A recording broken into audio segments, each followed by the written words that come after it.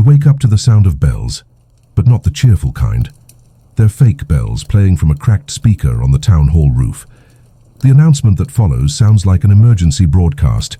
Attention, citizens of Dullpine. December has begun.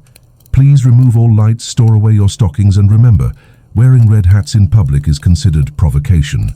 You sigh. Again. Another banned Christmas. Another month of mandatory boredom. Dullpine is the most miserable little town in the region, famous for being the only place in the country where celebrating Christmas is temporarily illegal. It all started years ago with a feud between two brothers, rival bakers who tried to outdo each other's fruitcake recipes. The fight escalated, lawsuits were filed, and by the end they both agreed that Christmas itself was the problem. Now every December, Dullpine holds a sacred election to choose the most anti-Christmas citizen to serve as mayor of December. This year, that person is you. You, the man who's never smiled at a string of fairy lights, the destroyer of door-to-door carolers, the reigning champion of the Break the Ugliest Ornament contest. Your name echoes through the speakers, half swallowed by static.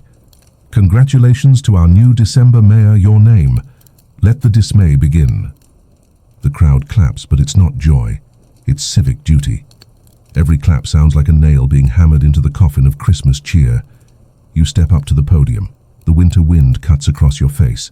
Behind you, the square is decorated with dull grey posters that read, "A pointless Christmas is a safe Christmas." You clear your throat and deliver your official speech. As your mayor, I promise a December free of lights, laughter, and above all, hope. A few satisfied nods ripple through the crowd. An old woman waves a sign. "Destroy the holiday spirit." You wave back, pretending to feel proud. But somewhere inside, something flickers, a tiny spark that refuses to die. A memory, maybe. A warmth you shouldn't remember. As you step down from the stage, a small boy bumps into you. He's clutching something hidden inside his coat, a small golden star. He looks up and whispers, "It's just a star, sir. No one has to know." You consider confiscating it, reporting him, doing your civic duty. But the glow of the little star, even through his coat, feels like it's lighting something up inside your chest. The loudspeaker crackles again. "Mayor, your first official duty begins at sunset." You look up at Dullpine sky, grey, lifeless, endless. And for the first time you wonder, what would happen if Christmas came back, even by accident? By the time the sun begins to die behind the fog, the town square of Dullpine looks like the set of a post-apocalyptic holiday movie. Grey garlands, cracked candy cane barricades, and a Christmas tree stump wrapped in police tape. You stand in the center of it all, holding the ceremonial hammer of the December mayor. It's supposed to symbolize authority, but really it just looks like something that used to break ornaments in a past life. A man in a scarf, too tight for his own comfort, approaches you. The town clerk, Mr. Pritch. He's been the secretary of every anti-holiday mayor since the ban began. He clears his throat with bureaucratic pride. "Mayor, it's time for your first decree. The annual anti-Christmas tradition." You nod. Every mayor invents a new absurd rule or ritual, meant to make the season unbearable. Last year's was the Carol Silence Act, banning humming in public. The year before that, the mandatory frown parade. Now it's your turn. You look at the crowd, miserable faces illuminated by dull streetlights, their eyes begging for a reason to keep pretending they hate joy. You grip the hammer. "This year," you say, your voice echoing through the frozen air, "our tradition will be..." The crowd leans in. "The law against lights. No bulbs, no candles, no sparkles. Any sign of brightness is destroyed immediately. Dullpine shall remain perfectly dark for 31 nights. Mr. Pritch nods approvingly. "Magnificent," he mutters, scribbling on his clipboard. "Poetically grim." The crowd cheers, or tries to. Their applause sounds like raindrops on cardboard. But then, a noise cuts through the grey silence. Faint, high, and strangely pure. A twinkling. You freeze. Every head turns toward a small house on the edge of the square, the home of old Mrs. Havers, the blind widow who used to sing in the church choir before the ban.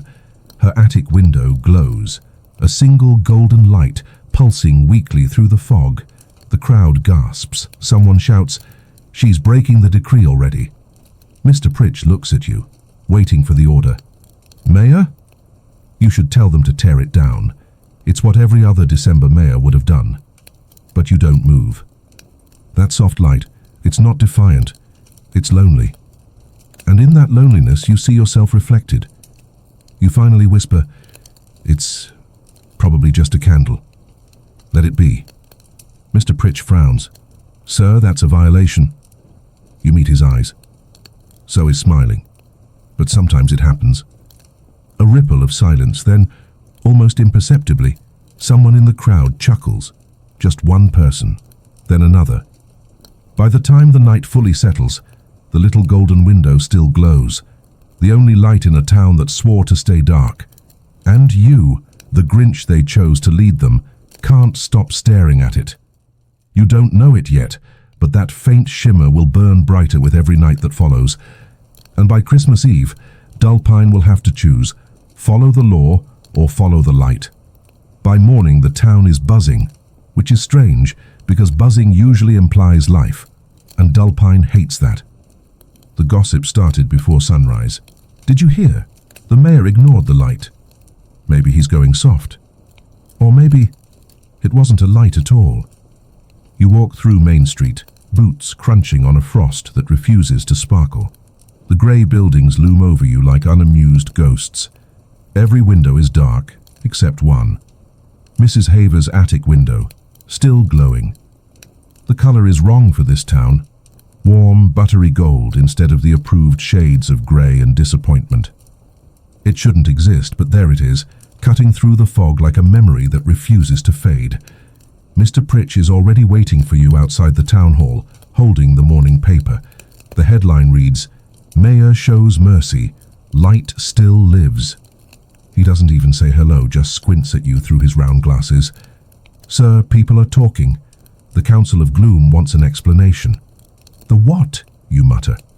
"The Council of Gloom," he repeats, proud of the absurdity.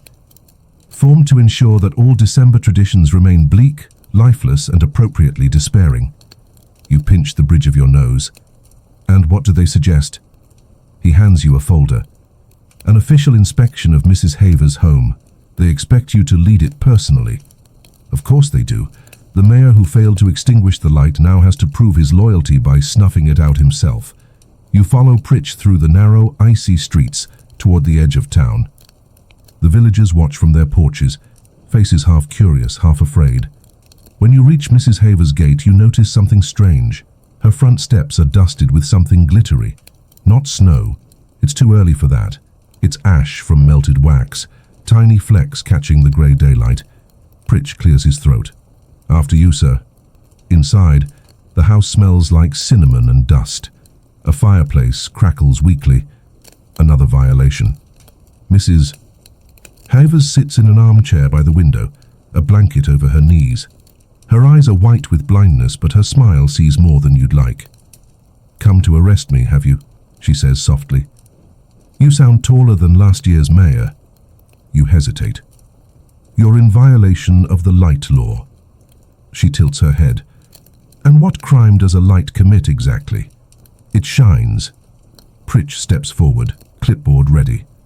"Ma'am, this is a serious offence." She ignores him, her attention fixed on you. "Tell me, Mayor, have you ever noticed that every year the Grinches get a little less Grinchy?" Her words cut deeper than they should. You walk to the window. The candle glows on the sill, its flame steady and impossibly calm. Something about it feels deliberate, like it's waiting. "Extinguish it," Pritch says, handing you a metal snuffer. "Prove to the council that you stand for order." You lift the snuffer, your hand trembling. The flame flickers, as if aware of what's coming. And just before the metal meets the light, Mrs. Havers whispers, "Careful, dear. Some things, once darkened, never come back." You pause. For a heartbeat, you see something impossible. The reflection of snow falling outside, though it isn't snowing. Then, a faint hum fills the air. Not from the candle, from somewhere deeper, beneath the town itself. A sound like Christmas, remembering it used to exist. The hum doesn't stop. It lingers in the air long after you leave Mrs. Haver's house. A low, impossible vibration like the town itself has started to breathe. Pritch insists it's the wind. You know it's not. As you walk back toward the square, you notice the frost on the rooftops shimmering faintly, not reflecting light, but creating it. Like the ice is remembering how to glow. The townspeople whisper from behind their curtains. They can hear it too, that steady, melodic pulse, almost like a distant carol. But that's impossible. Caroling was outlawed 10 years ago. By the time you reach Town Hall, the Council of Gloom is waiting, 5 figures in dark coats, their faces illuminated only by the sickly light of the overhead lamps. They stand like an inquisition from a forgotten fable. "Mayor," the tallest one says, "it has come to our attention that the light law is failing." "Failing?" you echo. He slides a folder across the table. Inside are photographs, all taken this morning.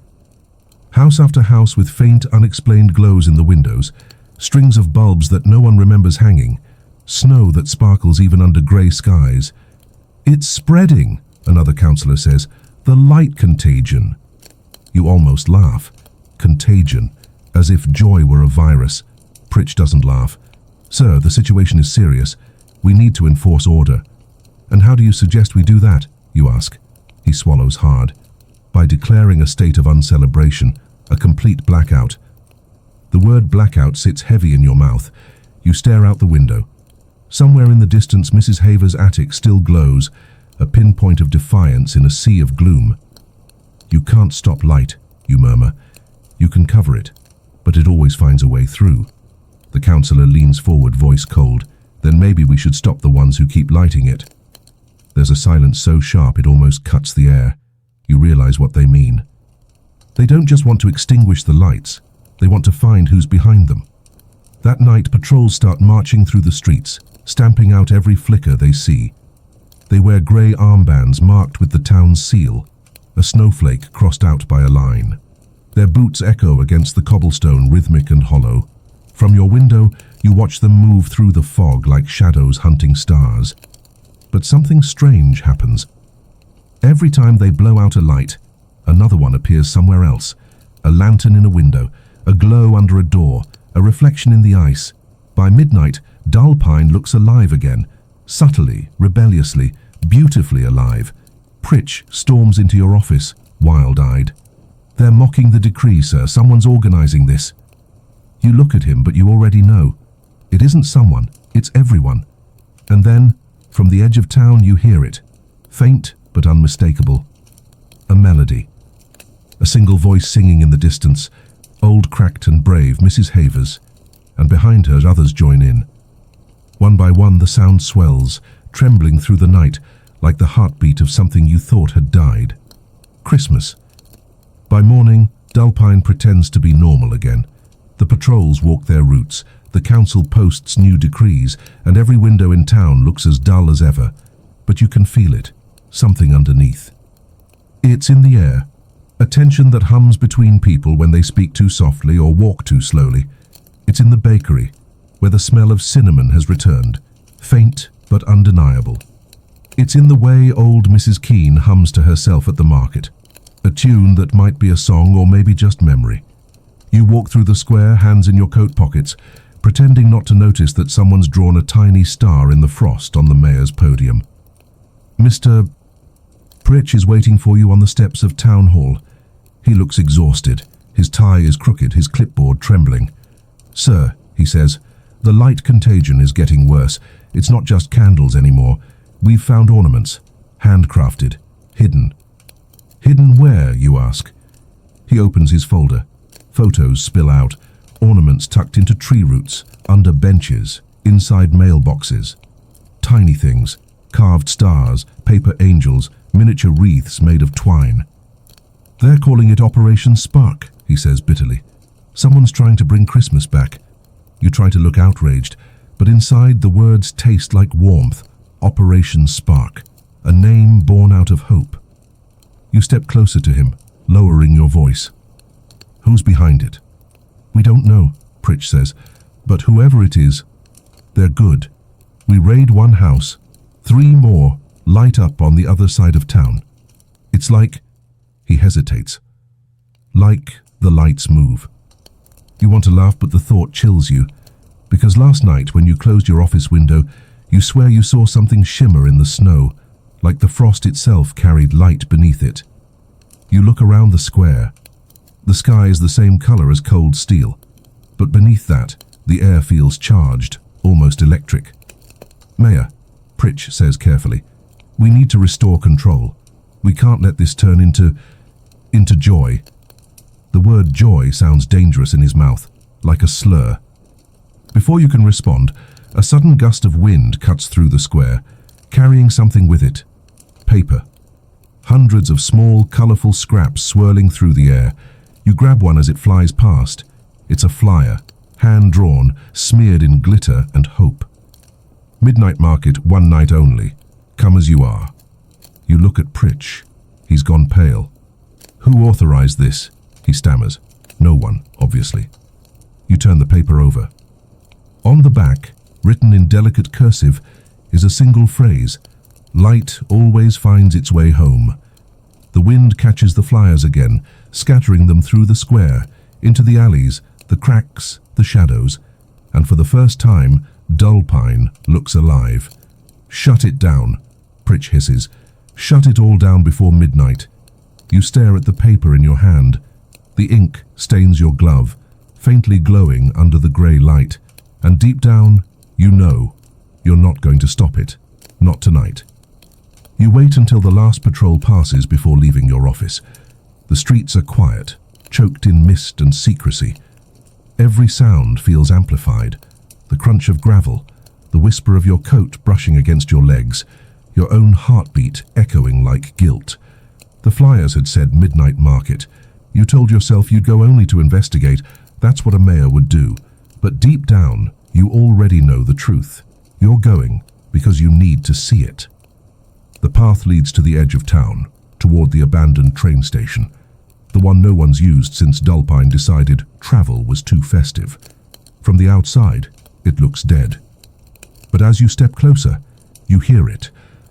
A murmur beneath the silence, low and warm. You push open the rusted gate. The sight stops you cold. The station is alive. Strings of lights, hidden under the roof beams, cast soft glows on a maze of makeshift stalls. Tables covered with cloths, candles flickering in jars, children whispering laughter. People selling things no one's seen in years, gingerbread cookies, hand-knit scarves, bells that ring too beautifully to be real. And above it all, faint music hums from an old record player, dusty, broken, and utterly magical. You recognize the song, Silent Night, but it isn't silent. It's defiant. Someone spots you, an older man with a patchy beard and a crooked Santa pin on his lapel. He freezes mid-sail, holding a tray of peppermint bark. For a second, the whole place holds its breath. Then the man nods, calm and unafraid. "Evening, Mayor." Dozens of eyes turn toward you. You expect panic, maybe fear. But what you see is trust. And it hits you. They don't think you've come to shut them down. They think you've come to join them. A little girl walks up and offers you a cookie shaped like a star. You shouldn't take it. It's evidence. But her mittened hand is shaking, and her smile is the first honest one you've seen all year. You take it. The cookie crumbles softly in your mouth, sweet and fragile, like something sacred coming back to life. Someone starts clapping, quietly, rhythmically. Then others join. The market hums again, brighter this time, as if the air itself is applauding. And that's when you see it, etched into the wall behind the main stall. No light is illegal. The words glow faintly in the candlelight. You turn, half expecting Mr. Pritch to appear from the shadows with his clipboard, ready to end it all. But he doesn't. Instead, Mrs. Havers steps out from the crowd, her blind eyes gleaming silver in the light. "So," she says softly, "how does it feel, Mr. Mayor, to finally break your own law?" You open your mouth to speak, but before you can, a loud crash echoes from outside. The market freezes. Bootsteps. Dozens of them. Marching. Pritch's voice slices through the night. By order of the Council of Gloom, this gathering is hereby terminated. The lights flicker. The music stops. And every heart in the room seems to hold its breath. You stare at Mrs. Havers, then at the terrified faces around you. Something deep inside you snaps, quietly but completely. You step forward, voice steady. Anyone touches those lights, you say, they answer to me. And somewhere in the darkness, a single candle flares brighter. The boots thunder closer, a metallic heartbeat echoing off the station walls. You stand in the middle of the midnight market, surrounded by lights that feel suddenly alive, fragile, trembling. The townspeople don't move. They just stare at you, waiting to see what kind of mayor you really are. Mr. Pritch steps through the crowd first, flanked by patrol officers in grey uniforms. His glasses fog with the cold, but his voice is sharp as ever. "Step aside, sir. This is an illegal assembly." You hold your ground. "No one's hurting anyone." Pritch's jaw tightens. "You're obstructing enforcement." You glance back at the crowd, at the vendors clutching their candles, the children hiding under tables, Mrs. Havers standing unflinching beside her glowing stall. The air is thick with fear, and something stronger. "Go home," you say quietly, more to Pritch than to them. "It's over." He laughs, a sound with no warmth in it.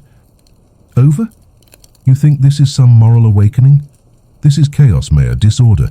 You of all people should understand that light leads to hope, and hope leads to people remembering they're alive," you interrupt. The market is silent, except for the faint crackle of candle flames. Pritch's eyes harden. "Then I have no choice." He raises a gloved hand. The patrol steps forward. Torches hiss as they unclip their extinguishers. Long metal rods designed to snuff flames with chemical foam. The air reeks of iron and fear. The first patrolman lunges toward a table of ornaments. Instinct moves faster than reason. You grab his arm, twisting it back before he can strike. The extinguisher clatters to the ground, foam spilling across the floor. The crowd gasps. "Mayor," Pritch shouts, "you're committing treason." "Maybe," you say, "but at least it's beautiful treason." Mrs. Havers chuckles softly. The sound feels like permission. The crowd begins to move, not in panic, but in defiance. They shield the candles with their hands, pulling children behind them, whispering to each other, "Protect the light." It spreads like a chant. Protect the light. Protect the light.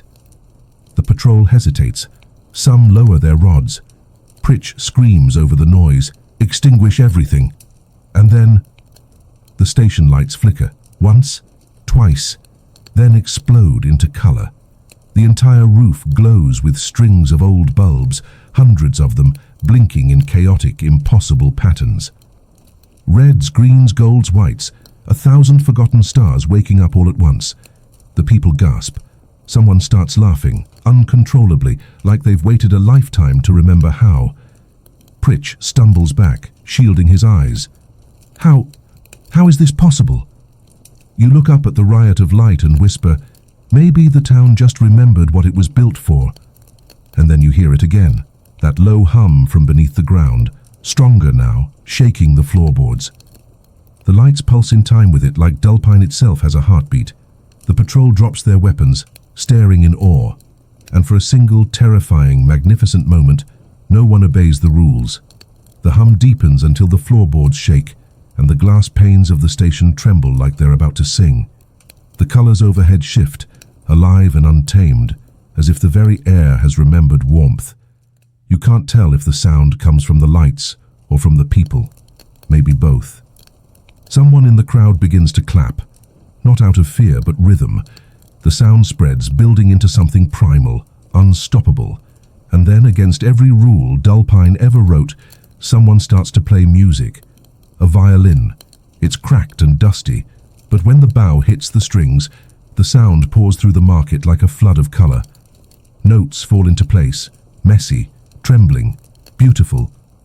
A rhythm builds, and suddenly everyone is moving, dancing, laughing. Pritch shouts over the noise, desperate, "Stop this, you'll wake the council." You glance at him, grinning in a way you haven't in years. Good. He looks horrified. Good? But you've already turned away, walking straight into the glow.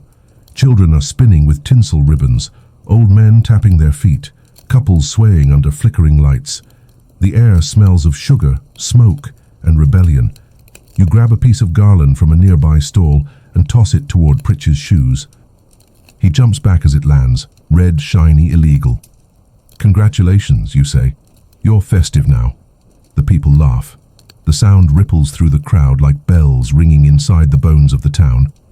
And then a horn, deep and dreadful, from outside. The crowd stills.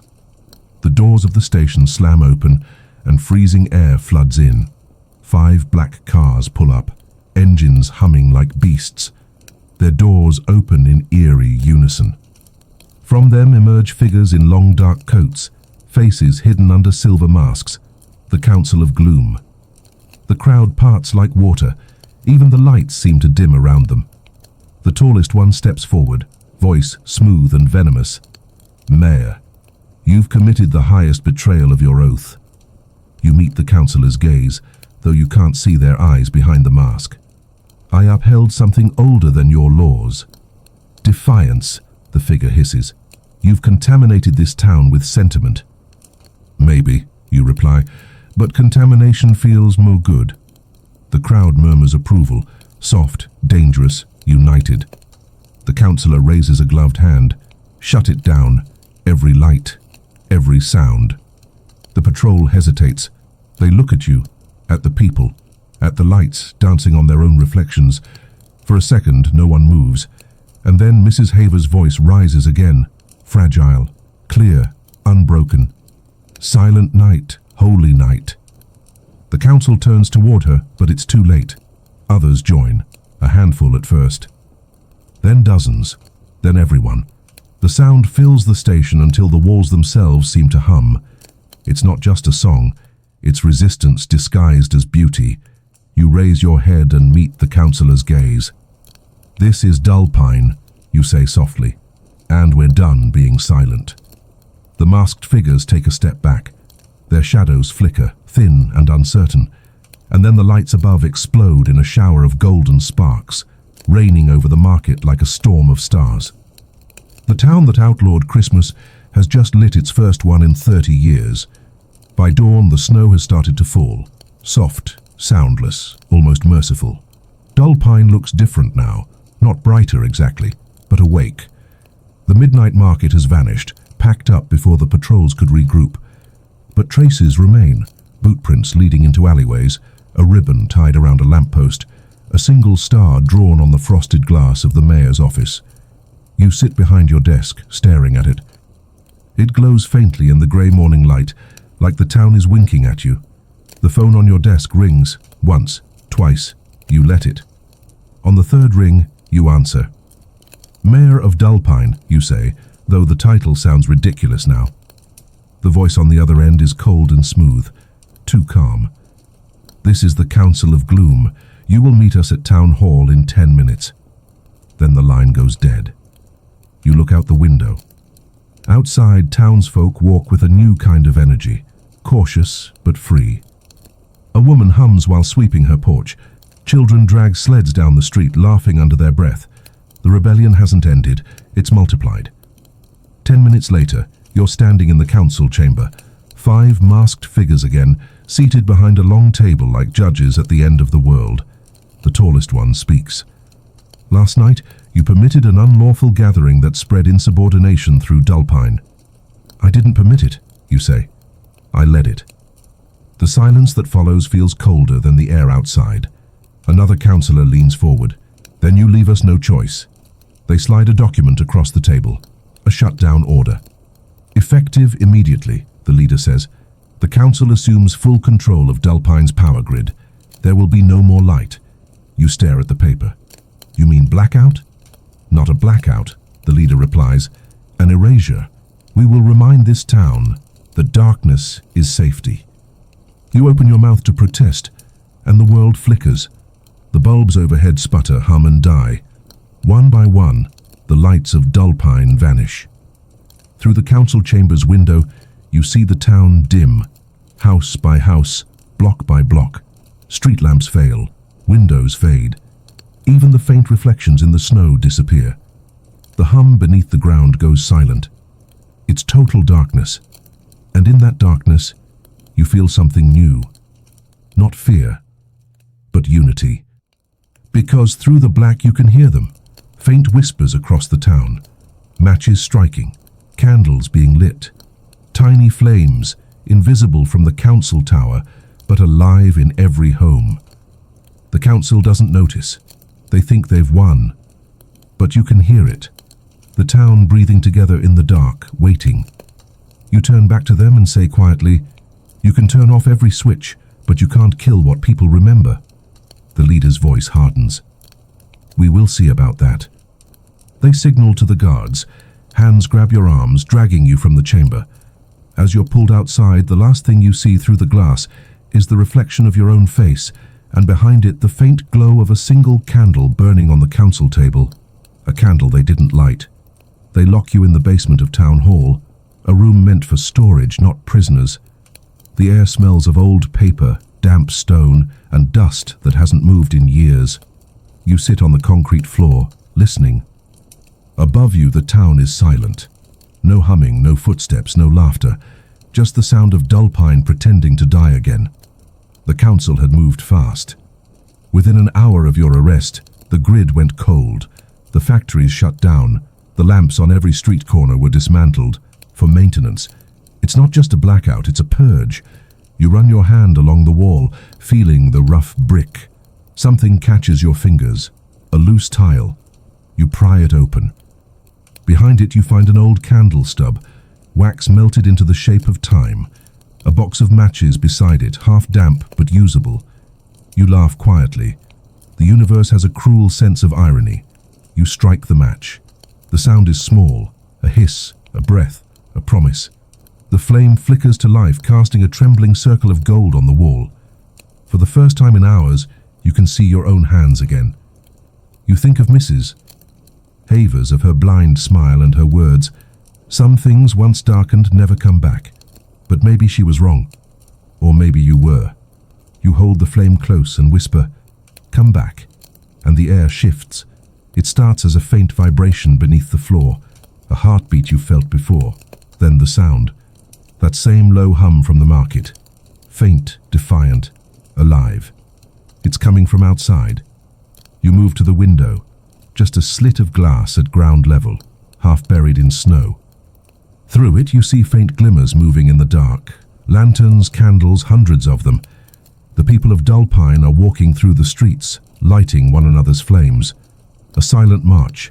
No chants, no banners, just light moving against the black. The council's soldiers stand frozen at the corners, unsure what to do. You can see it in their faces. They don't want to snuff out the candles. They want to hold them. You press your hand to the glass. "You beautiful fools," you whisper. The door creaks behind you. A figure steps into the dim light, small, stooped, wrapped in a heavy coat. Mrs. Havers. You blink. "How?" She smiles faintly. "You didn't think we'd let our mayor miss his own revolution, did you?"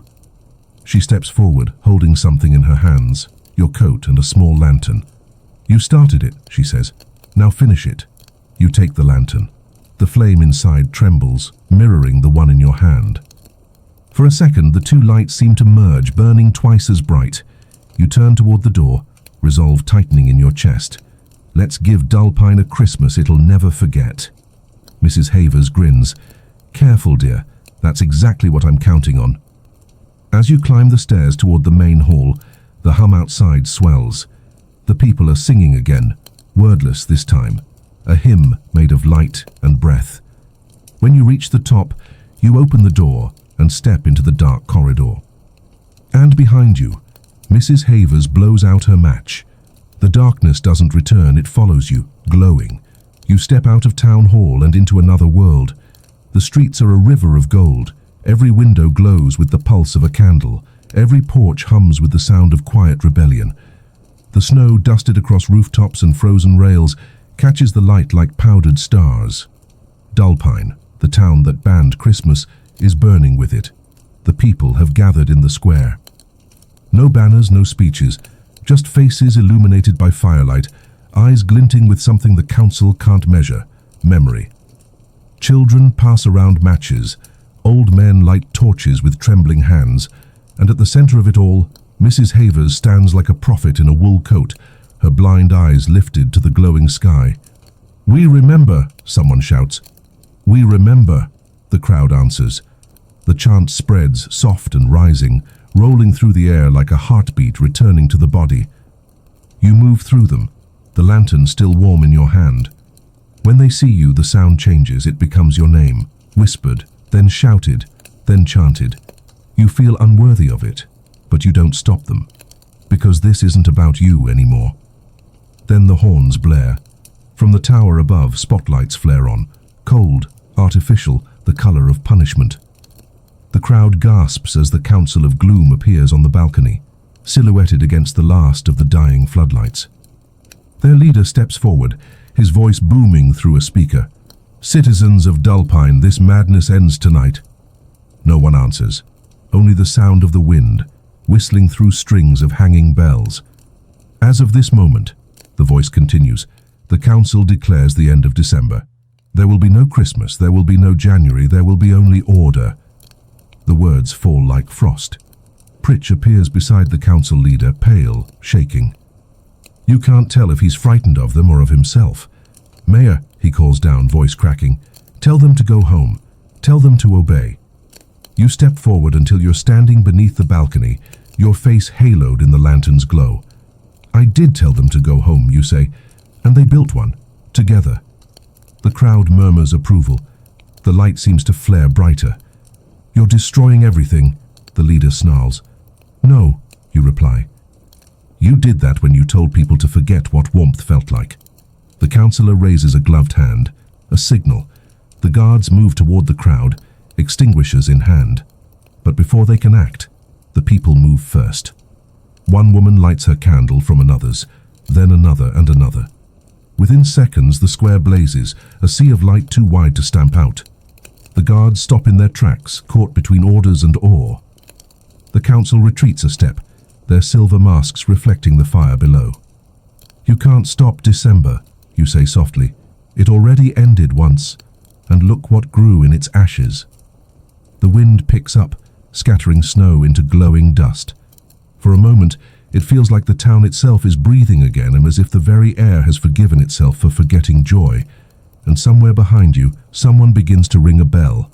One, then another, then all of them. The sound rises, echoing through Dullpine like a resurrection. The bells keep ringing. Each toll feels heavier, older, like they're shaking dust from something buried too long. The Council of Gloom stands frozen on the balcony. Their voices are drowned beneath the noise of hope. The people below glow like embers in a storm. Then the loudspeaker screeches again, high, sharp, desperate. "Enough!" The leader slams a fist against the rail. "How you think your candles can defeat the dark? You think a few songs can erase the laws that built this town?"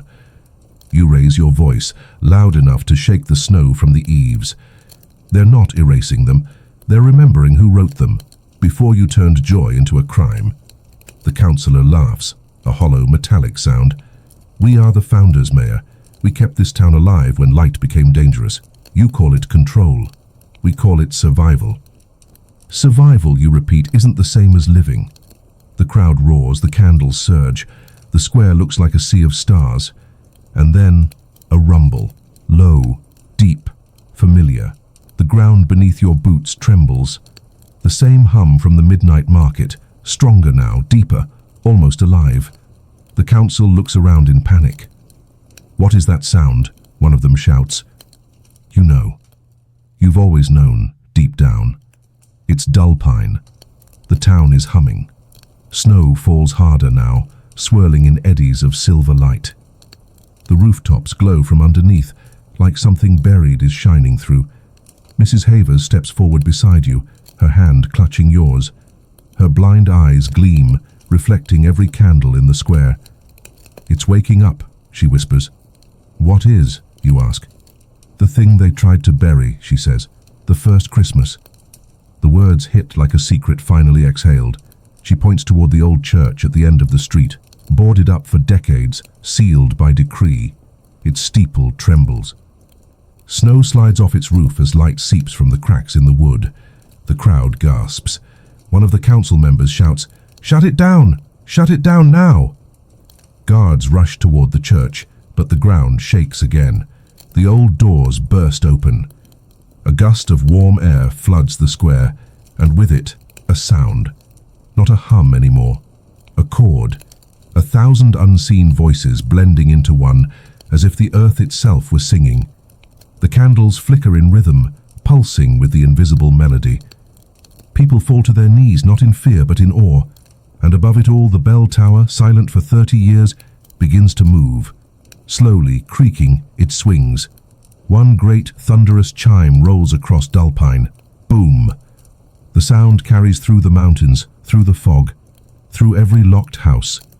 And when it fades, the silence that follows feels holy. You turn to face the council. Their masks have turned dull, their shadows small beneath the glow. The town's remembering itself, you say. And you can't rule what remembers. The leader steps back, shaking his head. You don't understand what you've unleashed. Maybe not, you say, but it's beautiful. He stares down at you, then at the church, blazing like dawn. And for the first time, you think you see fear behind the silver. He whispers almost to himself, "We buried that light for a reason." You take a step closer. Then I guess it's time to find out why. The church door swings open with a groan that sounds like a century exhaling. The air that spills out isn't just warm, it's alive. It glows golden, thick with dust and memory. Every snowflake that drifts through the doorway ignites for a moment before vanishing, as though the light is too old, too sacred to hold. You step forward, drawn to it. The people part for you like the tide, their faces lit by the impossible sunrise spilling from the church. Mrs. Havers follows, one hand tracing the air, smiling faintly. "I can feel it," she whispers. "It's singing in the walls." The Council of Gloom stands frozen at the edge of the square, powerless in the glow. Their silver masks look dull now, streaked with reflected fire. You cross the threshold. Inside, the church is untouched. Dust lies thick on the pews, but garlands still hang on the beams, faded ribbons, dried berries, old paper stars, an entire Christmas frozen in time. At the front, the altar flickers with a single flame that hasn't burned in 30 years. Its wick is gone, its wax long melted, but the flame remains, suspended in mid-air, eternal. The hum fills your chest again, deeper now, almost like it's inside your heartbeat. Mrs. Havers touches the air near the flame and smiles. "This is where it started," she says. "The first Christmas in Dullpine." You turn to her. "What do you mean?" She takes a long breath, as though inhaling the past itself. "Before the council, before the rules, this church was built by the townspeople. Not for worship, but for remembrance. They believed light was a kind of promise, that even when the year dies, warmth would return. They called it the heart of winter." Her voice trembles as she continues. "They gathered here every December to relight the flame, the same flame that burns now. It was meant to remind them that joy and sorrow were both part of the same story." You stare at the suspended fire. "So what happened?" She turns toward the doorway where the council's shadows flicker on the snow. "They happened," she says softly. "The first council wasn't born from power. It was born from grief." Her blind eyes glisten. They lost someone, a child, during a terrible winter. The snow buried the roads, the bells froze silent, and the flame, it dimmed. They blamed Christmas for their pain, for promising warmth that never came. The words hang in the air like falling ash. "So they swore," she says, "to never let the town feel again. They outlawed the flame, and when the people refused to forget, the council buried the church and the truth beneath the snow." You look around the glowing hall, at the dust and the relics, the fragile ghosts of laughter still trapped between the beams. All this time, Dullpine wasn't cursed by darkness. It was cursed by morning. You walk to the altar and reach out. The flame leans toward your hand, curious, weightless, warm. The moment your fingers touch it, a surge of light ripples outward. The air vibrates, the walls shimmer with golden cracks as old garlands burst back into color. Outside, the townspeople gasp as the church windows ignite with stained glass brilliance. Angels, stars, families all painted in light. The council shields their faces. Mrs. Havers smiles through tears. "The town remembers," she says, "and now it forgives." But even as she speaks, a shadow moves behind the council, the leader stepping forward, his mask gleaming with fury. "You think forgiveness will save you?" he snarls. "You've woken something that was meant to stay buried." And in that moment, the golden flame flickers. Once, twice, the hum falters. And somewhere deep beneath the church, you hear it. A creak, a groan. Something vast shifting under the snow. Something that's not supposed to wake up. The tremor deepens until dust rains from the rafters. Candles shiver on their stands. The air no longer hums, it growls. You spin toward the altar. The golden flame sputters, flashing blue for an instant, then steadies, brighter than before. Every window flares with the same color, bathing the pews in shifting light. Outside, people scream as the snowdrifts quake. Bells crash from their hooks and roll into the street. Mrs. Havers clutches the nearest pew, her blind eyes wide.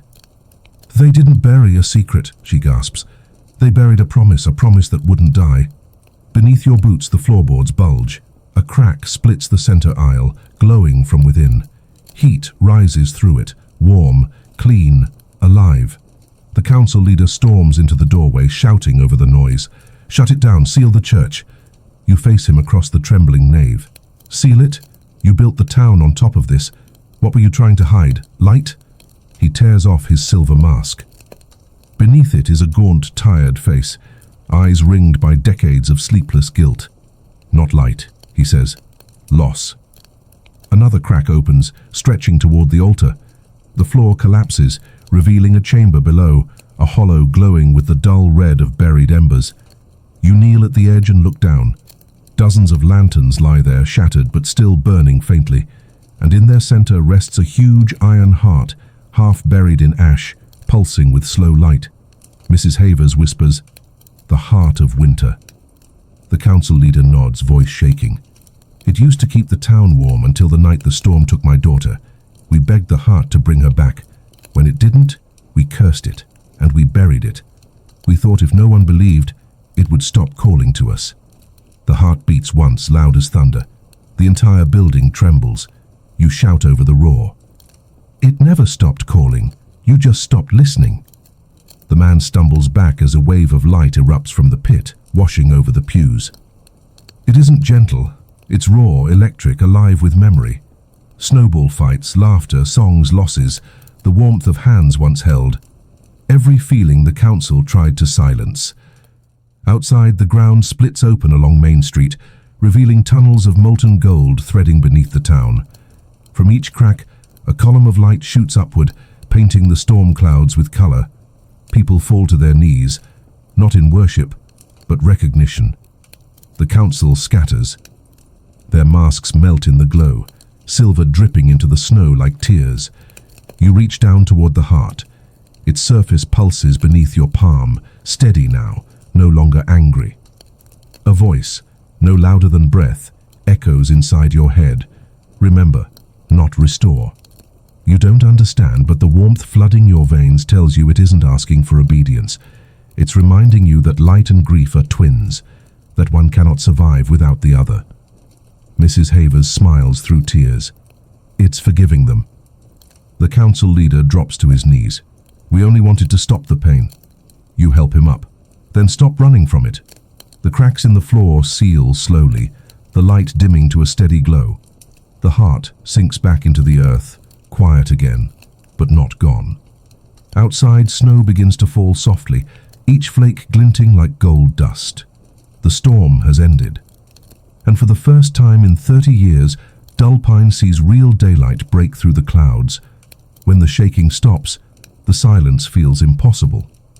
Not the hollow kind that follows fear. Something fuller, like the pause after a song ends and everyone still hears the echo. You step outside the church. Snow glows under a newborn sun. Its edges burn with faint gold where the buried tunnels cooled overnight.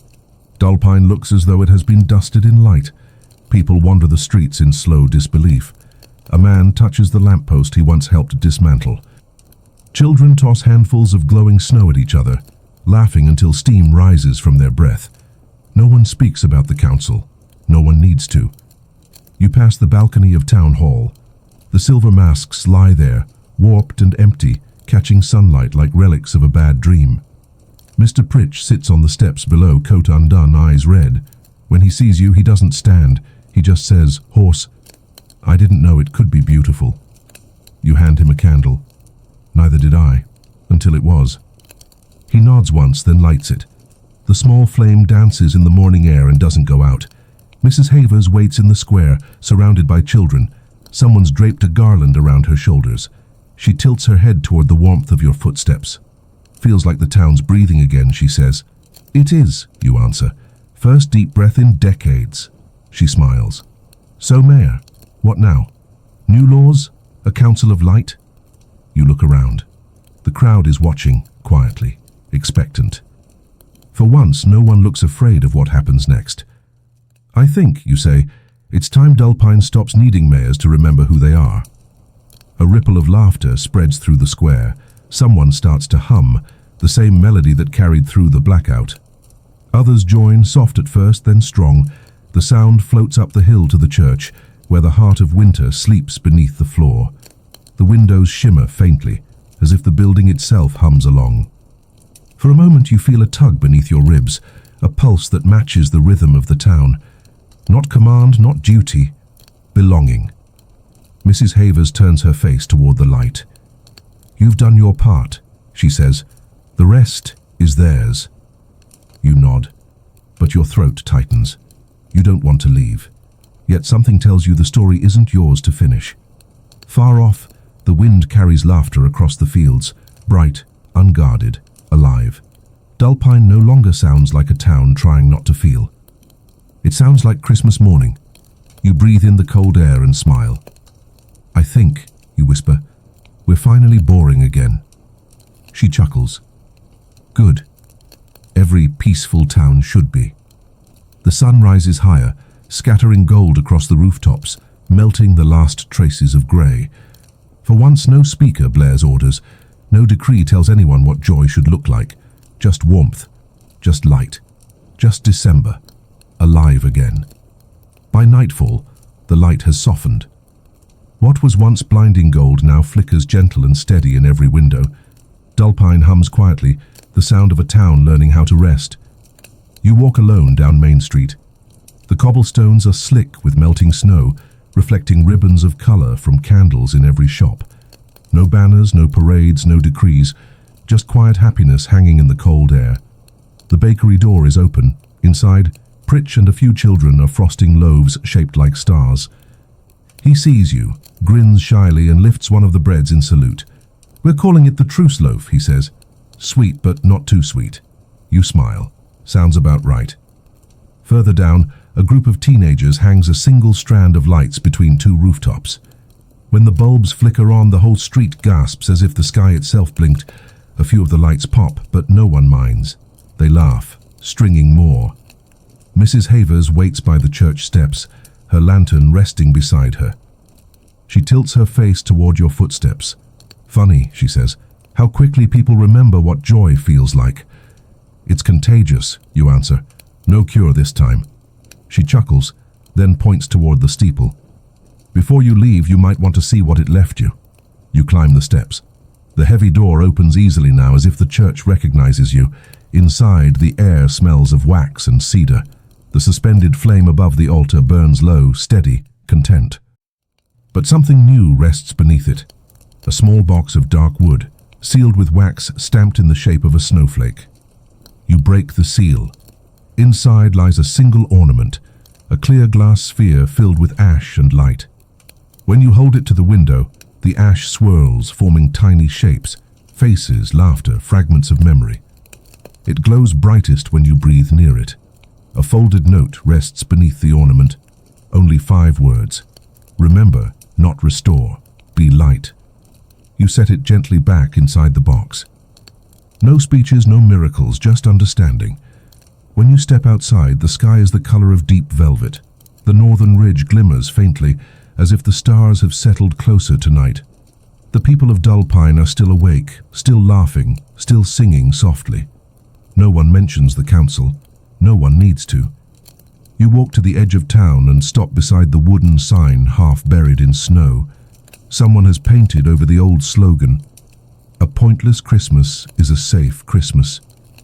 Now it reads, "A quiet town that remembers." You trace the words with your glove. The paint is still wet. Behind you, the bells in the church ring once, low, warm and final. A benediction for a place that learned how to love its own scars. You smile into the cold. Good night, Dullpine.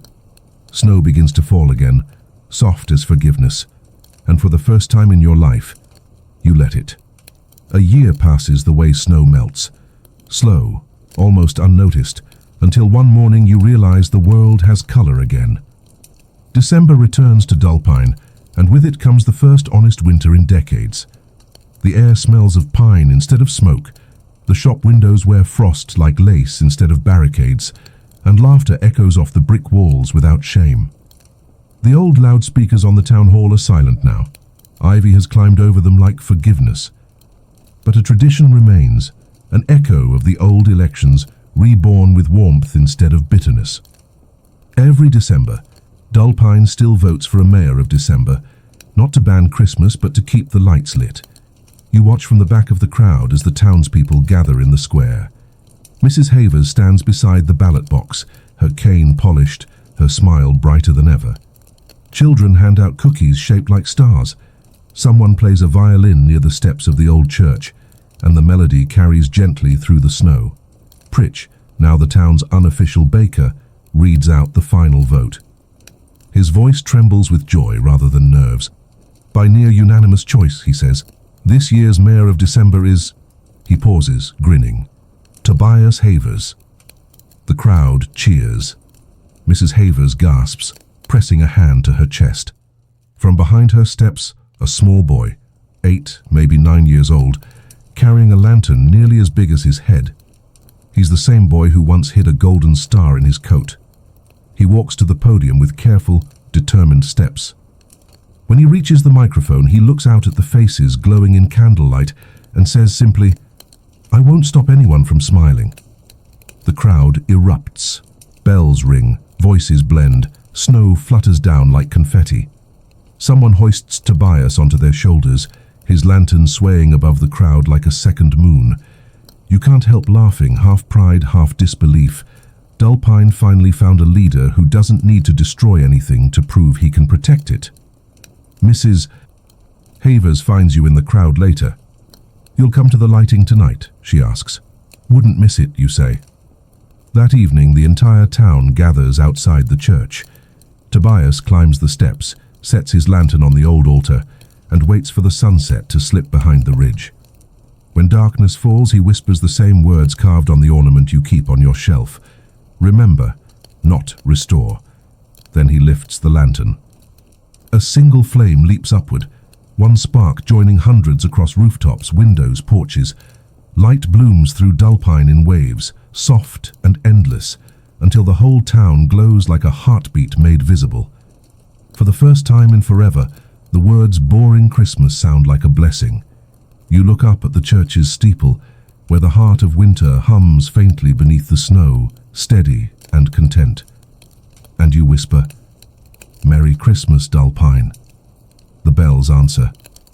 The lighting ceremony ends, but no one goes home. The square glows like a living constellation, lanterns bobbing, snow falling slow as ash. Music drifts from the church steps, a low hum of violins and the steady heartbeat of a drum. You stand near the fountain, hands in your pockets, watching Tobias move through the crowd. Every few steps he stoops to relight a fading candle. Mrs. Havers trails behind him, proud, blind eyes shining with reflected gold. When the bells finish their final ring, a hush ripples through the square. At first you think it's exhaustion, then you hear it, footsteps on snow, soft and deliberate, approaching from the far end of Main Street. A tall figure appears through the haze, no coat, no hat, only a cloak lined with frost and a lantern swinging from one hand. The flame inside isn't gold. It burns a deep, impossible blue. The crowd parts instinctively. The stranger stops at the edge of the square, tilts their head and looks at Tobias. The boy steps forward, unafraid. "Are you cold?" he asks. The stranger's voice is low, almost like wind across glass. "No. I've been walking a long time. I heard this was the place that remembered." Tobias nods solemnly. "We do. You can stay if you want." The stranger smiles, small, wistful, and kneels to his height. "Then keep doing what you're doing, little mayor. The world forgets faster than it should." They hand him the blue-lit lantern. For a heartbeat, both flames, blue and gold, flicker together, merging into a single perfect white. Mrs. Havers gasps. The light pours over the crowd like snowfall in reverse, climbing rather than falling. Every lantern in the square brightens. Even the stars overhead seem to blink awake. Then the stranger stands, the lantern now empty in their hand. They look toward you. "You carried the first spark," they say. "That's all any of us ever have to do." Before you can answer, they step backward into the drifting snow. The fog folds around them and they're gone. No footprints left behind, only the faint scent of cedar and winter air.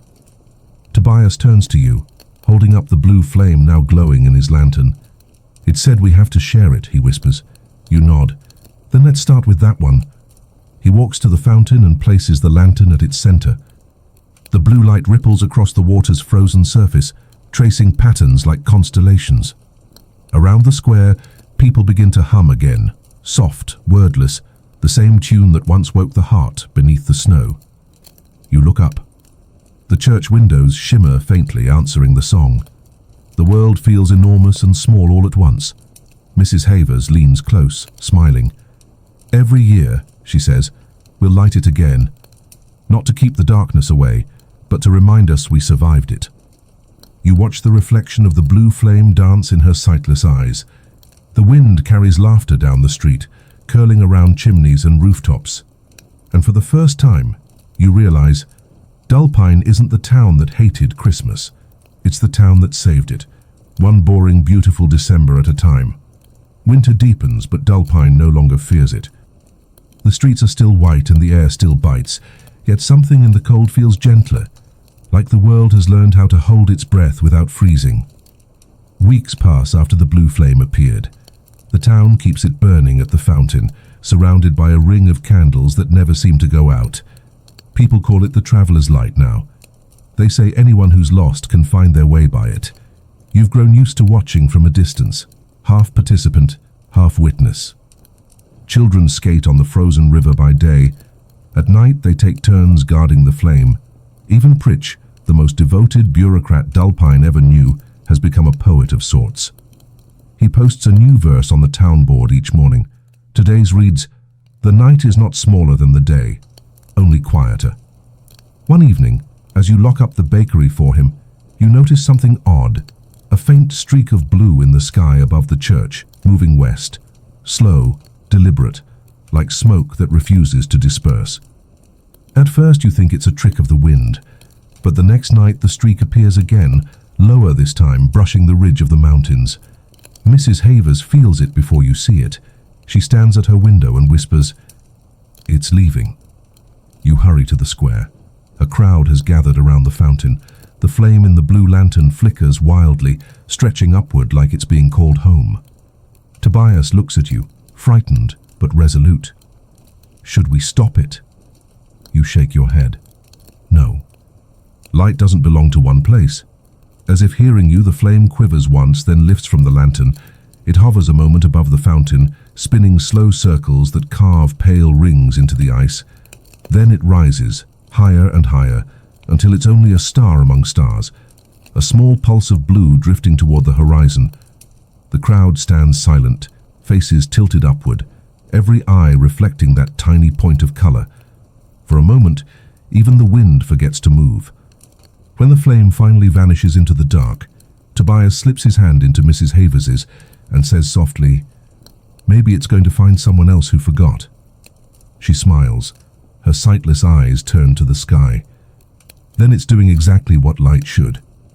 That night, the stars over Dullpine burn brighter than anyone remembers. The snow glows faintly blue, as if the heavens are echoing what they've just witnessed. You walk home through streets that no longer need lanterns. Every window still holds a candle, every face a quiet piece. And though the flame has gone, you can still feel it, somewhere out there, wandering, patient, unstoppable. A single spark carrying the memory of a town that finally learned how to feel again. Far beyond Dullpine's valley, the mountains fade into plains and the plains into a lonely road lined with telephone poles that haven't buzzed in years. Somewhere along that road, a traveler drives through a storm that seems to have forgotten when to end. Headlights cut a narrow tunnel through the snow. The radio mutters static. Every few seconds it catches half a melody, something soft, like humming under breath. Then a light appears ahead. Not white, not yellow, blue, hanging in the air like a lantern held by an invisible hand. The traveler slows, opens the window. The wind is sharp enough to sting, but the blue glow is strangely warm. It drifts toward the windshield, pauses and without a sound, sinks into the dashboard, leaving behind the faint scent of pine and candle wax. When the engine dies a mile later, the traveler sees a sign half buried in snow. "Welcome to Greyvale population." Forgetful. The town is darker than any night he's known. No lights in the windows, no smoke from chimneys, just shapes of houses slumped under ice, like the world stopped caring here long ago. He pulls into what must be the square and steps out. The air feels heavy with things unsaid. Then the blue glow flickers again, not in the sky this time, but in the snow at his feet. It slips forward, rolling across the frozen fountain like a marble of fire, and settles in the bowl's center. The traveler can't help himself. He laughs. It's the first human sound the town has heard in years. The laugh echoes, soft but certain, bouncing off shuttered doors and frost-glazed windows. Somewhere a curtain moves. A face peeks out. Another light blinks on, a weak bulb behind dusty glass. Then another, and another. Within minutes, Greyvale isn't empty anymore. People step out of their homes, drawn by a feeling they can't name. The blue flame reflects in every eye, unfamiliar but magnetic. An old woman wrapped in a blanket whispers, "What is it?" The traveler shrugs. A gift, from a place that remembered how. He takes a match from his pocket and lights it from the blue flame. The fire catches easily, eager to multiply. He hands it to her. "Pass it on." By midnight, the square is alive with candles. The blue at the fountain glows brighter, feeding on the warmth around it. Somewhere far away in Dullpine, Mrs. Havers wakes suddenly and smiles. She doesn't know why, only that the world feels lighter. The traveler stands at the edge of the crowd, watching the faces transform under the glow. Then he whispers into the wind, "Remember, not restore." The flame trembles as if answering, and the bells of Greyvale, rusted reluctant, begin to ring. Another town has learned the song, and in the deep dark between them, the road gleams faintly blue, as if the world itself is ready to listen again. It begins with static. Pritch hears it first while baking before dawn, the radio on his counter buzzing like a trapped bee. He almost switches it off until the static breaks, just for a heartbeat, and a voice slips through. "Unknown light seen over Greyvale. Residents report blue lanterns and singing in the streets."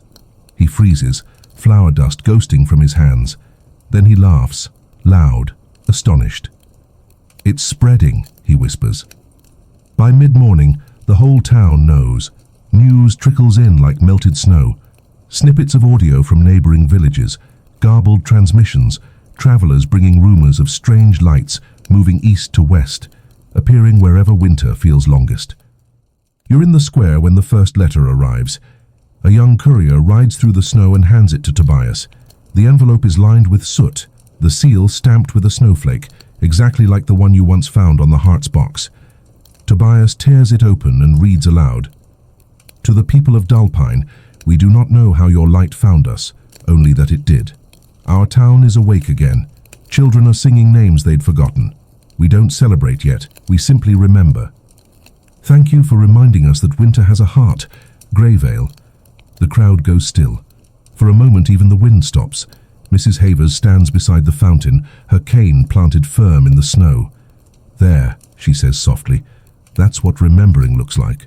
Pritch steps forward, a loaf of bread still warm in his hands. We should send something back, he says, so they know they're not alone. You nod. Not just to Greyvale, to everyone. Within hours, the post office, once a relic, becomes the heart of a new ritual. Children scribble notes on parchment. Elders carve small wooden snowflakes to seal them. No one writes long speeches, just small reminders. Light travels. You're part of it. Remember. By evening, the wind picks up. The sky over Dullpine turns a deep violet, streaked with faint threads of blue, like smoke from 1,000 unseen fires. Tobias stands beside you, clutching a new lantern he built himself, half glass, half snow. Do you think it'll reach everyone? He asks. You look up at the horizon. Far away beyond the ridge, a soft blue flicker answers. I think, you say, it already has. The bells of Dullpine begin to ring, their tones traveling farther than sound should. Somewhere, another bell joins, then another. A chain of light and echo stretching through valleys and over mountains, carried by air, by rumor, by hope. That night you fall asleep to a new kind of static, faint music threading through the radio. A melody you recognize. Silent Night, played too slowly, almost reverent, almost alive. You smile into the dark. The world is remembering itself. By the time the next snowfall comes, the world outside Dullpine feels smaller, stitched together by stories of blue lanterns. Every traveler who arrives carries another version of the same miracle. A flame appearing in a frozen town, a bell ringing where no hands pull its rope, strangers lighting each other's way through storms. Pritch keeps track of the rumors on a huge map behind the bakery counter. Pins mark each place. Greyvale, Frostmere, Old Hollow, towns no one in Dullpine even knew existed. The map is starting to look like a constellation. It's making a circle, Tobias says one morning, tracing a finger around the pins, like it's coming back to us. Mrs. Havers smiles. All circles find their beginning again, dear. You nod, but say nothing. Something inside you agrees. You can feel it. An approaching return, a sound just beyond hearing. That night, a storm rolls in from the west. Not the cruel kind, but heavy, ocean-scented, bringing fog instead of snow. Dullpine's candles flicker in their windows, bending toward the wind as though waiting for company. Just before midnight, the watchman shouts from the ridge, "There's someone on the road!" You and Tobias reach the gate as a figure steps out of the mist. Cloaked in grey, soaked through with sea salt, they carry something cupped in both hands, a small lantern sealed with frost. Its flame burns the same impossible blue. They collapse into the snow before you can speak. Tobias kneels, helping lift their head. The stranger's voice is hoarse, shaped by long travel and longer silence. "Came from the coast," they whisper. "A town that forgot everything, names, songs, even the word for light. The ocean froze last winter. We thought it would never thaw." You guide them inside. The crowd gathers as the stranger opens the lantern. Inside, the blue flame flickers weakly, guttering in the cold air. Mrs. Havers reaches forward, her trembling hands sure despite her blindness. She lights a match and holds it near the blue. The two flames touch and merge, blooming into white again, soft as moonlight. The warmth ripples outward. Every candle in the square answers, flaring brighter for a heartbeat. Even the snow seems to breathe. The stranger stares in awe. "It followed me across the ice," they murmur. "Every time the wind tried to kill it, it changed color and kept going. I think it was looking for home." You nod, feeling the hum beneath your ribs again. the same vibration that started everything. It found one. The stranger smiles faintly. Then maybe it can rest. They pass you the lantern. For a moment you see your reflection in its glass, older, calmer, but with the same spark behind your eyes. You lift it toward the sky. Above, clouds break open just enough to reveal a single star burning blue. It pulses once, twice, in rhythm with the flame. The stranger watches the light dance across the snow. If it's truly a circle, they say, it means there's never an end, just another town waiting to remember. You glance at Tobias, who's staring at the star with wonder, too big for words. Then let's keep the road lit, you whisper. The stranger nods, until the sea remembers its warmth. And far below the ice-crusted cliffs, for the first time in decades, the ocean sighs, not frozen, not silent, just asleep and ready to wake. The storm drifts away by morning, leaving the world scrubbed clean and strange. From Dullpine's ridge you can see the coast now, just a faint line of white where mountains dissolve into frozen sea. No one remembers ever seeing that far. The stranger wakes in the bakery wrapped in blankets and steam. When you ask their name, they laugh softly. We stopped using names out there. They froze first. They describe the coast in fragments, a town half buried in ice, ships welded to their harbors, wind that hummed like empty shells. And under the ice, light, pulsing blue, moving with the tide. Mrs. Havers listens, head tilted. The heart's echo, she murmurs. It traveled farther than we thought. That afternoon, a small group gathers at the edge of Dullpine's road. You, Tobias, the stranger, and a handful of others willing to follow the rumor of warmth to the edge of the world. The whole town comes to see you off. Pritch hands out loaves stamped with snowflake seals. So you don't forget where you started, he says. Mrs. Havers touches your sleeve. The light doesn't need guarding anymore, she whispers. Just witnessing. You nod, and together you start toward the coast. The journey takes 2 days.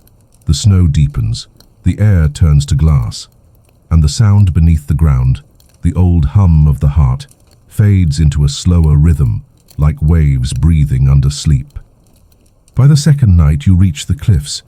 Below them lies the sea, frozen solid but translucent, glowing faintly from beneath.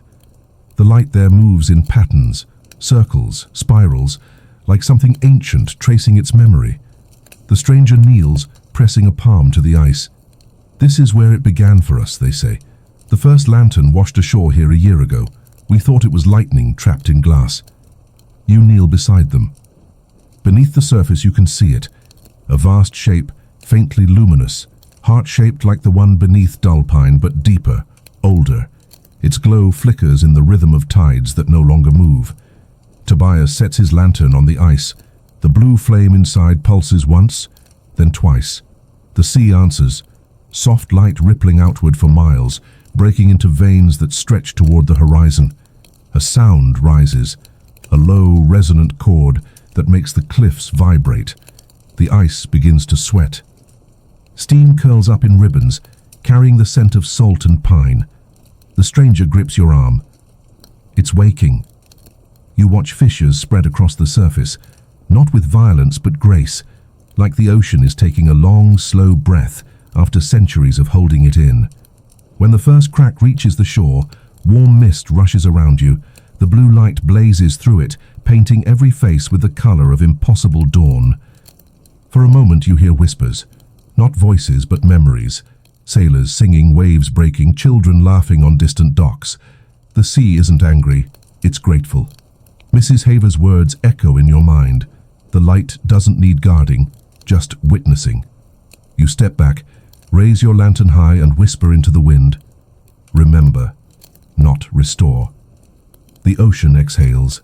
The ice melts in slow motion, glowing as it goes, and the world below begins to move again. Steam rolls off the sea in ribbons of light.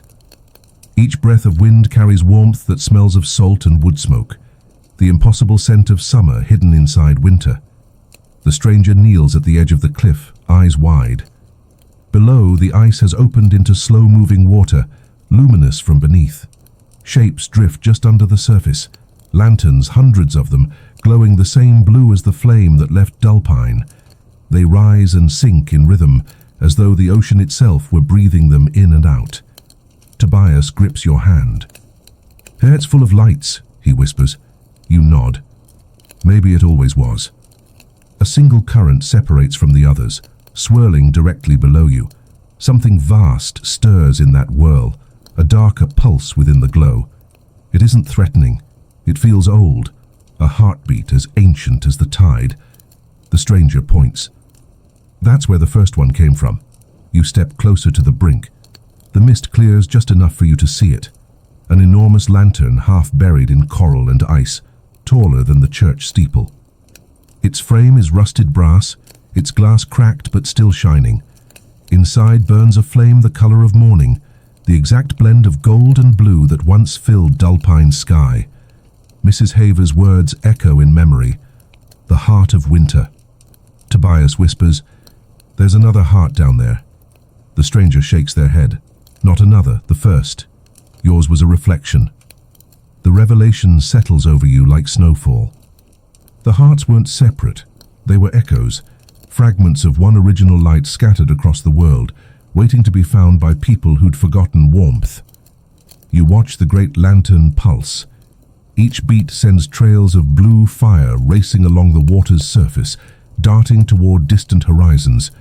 You realize those are the same lines Pritch marked on his map, light moving through the world's veins, reconnecting everything that once believed it was alone. The air hums louder. The cliff trembles, not in warning but invitation. The stranger opens their own small lantern. Its blue core leaps free and dives into the sea, fusing with the current below. The ocean glows brighter, every wave gilded with memory. You understand then what the heart has been doing all along, not restoring old joy but reminding the earth that loss and light belong together. The flame carries grief as much as hope, and that's why it never dies. Tobias looks up at you. "What happens now?" You smile through the mist. "Now we let it remember us." You kneel and lower your lantern toward the tide. The flame slips free, spinning once in the air before sinking to join the others. The sea answers with a single resonant chord that rolls across the horizon. Clouds scatter. The world turns silver. Every coastline touched by that sound lights faintly blue. Bells ring from cities that don't know why they're ringing. Radios hiss, then hum with the same note. The stranger watches, tears streaking the salt on their face. It's awake. You nod. And we're part of it now. The lantern beneath the waves pulses one final time, brighter than the sun, then dims to a steady glow, an eternal heartbeat beneath the sea. The thaw spreads outward, slow but unstoppable. Somewhere far inland, Dullpine's church windows flare in answer.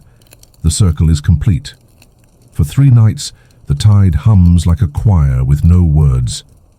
No storms rise, no thunder, just that steady bone-deep vibration, rolling through mountains and valleys, seeping into wells and windowsills. Dullpine hears it first, then Greyvale, then towns no one has maps for anymore. People don't panic. They listen. The sound isn't loud, it's intimate. When it reaches you, it feels like someone whispering through the hollow of your ribs. You wake at dawn with the taste of salt and the memory of music you've never heard before. Mrs. Havers sits outside the church, her lantern on her knees. "It's singing names," she says when you find her. "Not ours. The names of places we forgot existed." Pritch bursts from the bakery, apron dusted with flour and wonder. "Look!" He points east. In the frost on the window, crystals have formed in strange patterns. Spirals, lines, circles, maps made of ice. Each morning they melt, but not before someone new copies them down. By midday, Dullpine Square is filled with parchment sketches, each bearing part of the same design. When you fit them together, they form a spiral stretching from the sea back to the mountains, then looping outward again, an endless pattern. Tobias studies it, eyes wide. It's the same shape as the flame when it moves. You nod. The sea's showing us where the light wants to go next. That night, the first dreams come. Everyone who ever held the blue flame or even saw it dreams the same thing. An endless horizon of water, lanterns floating like stars, Voices, thousands, singing the same phrase in dozens of languages. Not a command, not a warning, a reminder. Remember, not restore. When you wake, you find your pillow damp with seawater. So is Mrs. Havers's handkerchief and the hem of Tobias's coat, and every window pane in town.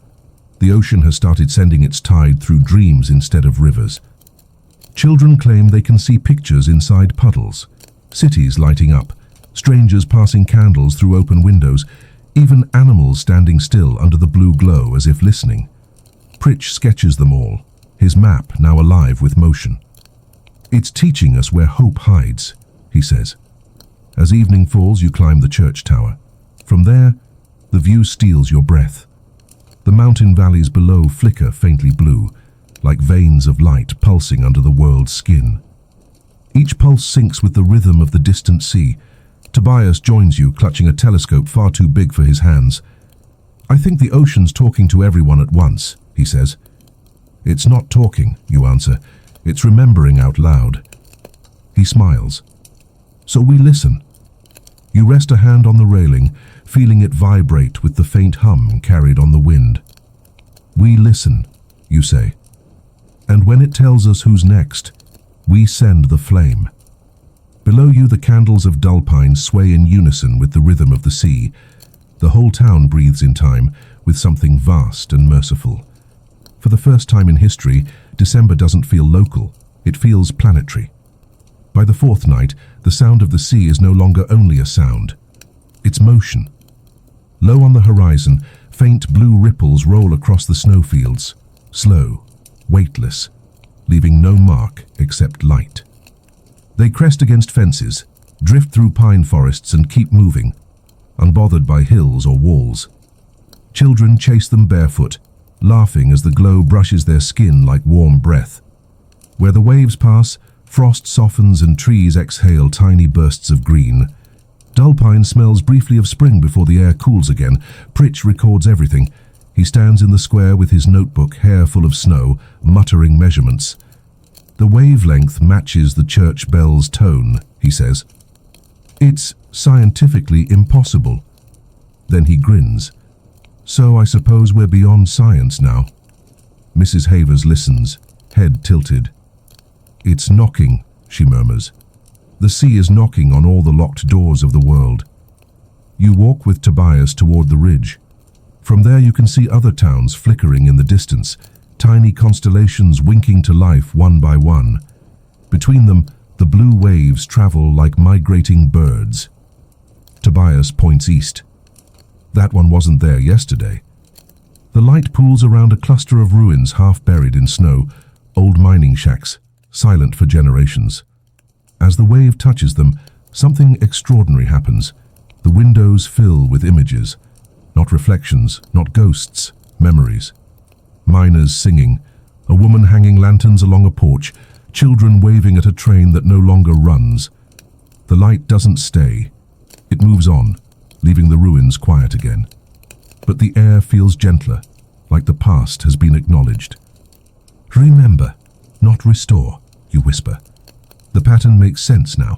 The light travels not to rebuild, but to let the forgotten be seen once more before it rests.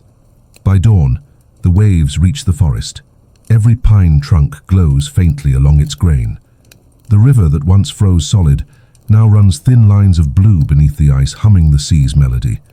Animals appear at the edge of town, foxes, deer, even a bear cub blinking at the light. They're unafraid. Tobias kneels and sets down a candle. The cub sniffs it, sneezes, and curls beside it as if guarding the flame. When the final ripple passes, Dullpine stands in perfect stillness. The only sound is the wind carrying that quiet global hum. Pritch closes his notebook. If the waves keep spreading at this rate, he says, the whole planet will be listening by next December. You glance toward the sea, invisible beyond the mountains, but still glowing faintly. Then maybe, you say, next Christmas won't belong to anyone. It'll belong to everything. Mrs. Havers nods, her face turned toward the horizon. And after that, she whispers, maybe even the stars will remember. As the sun rises, blue fades back into silver.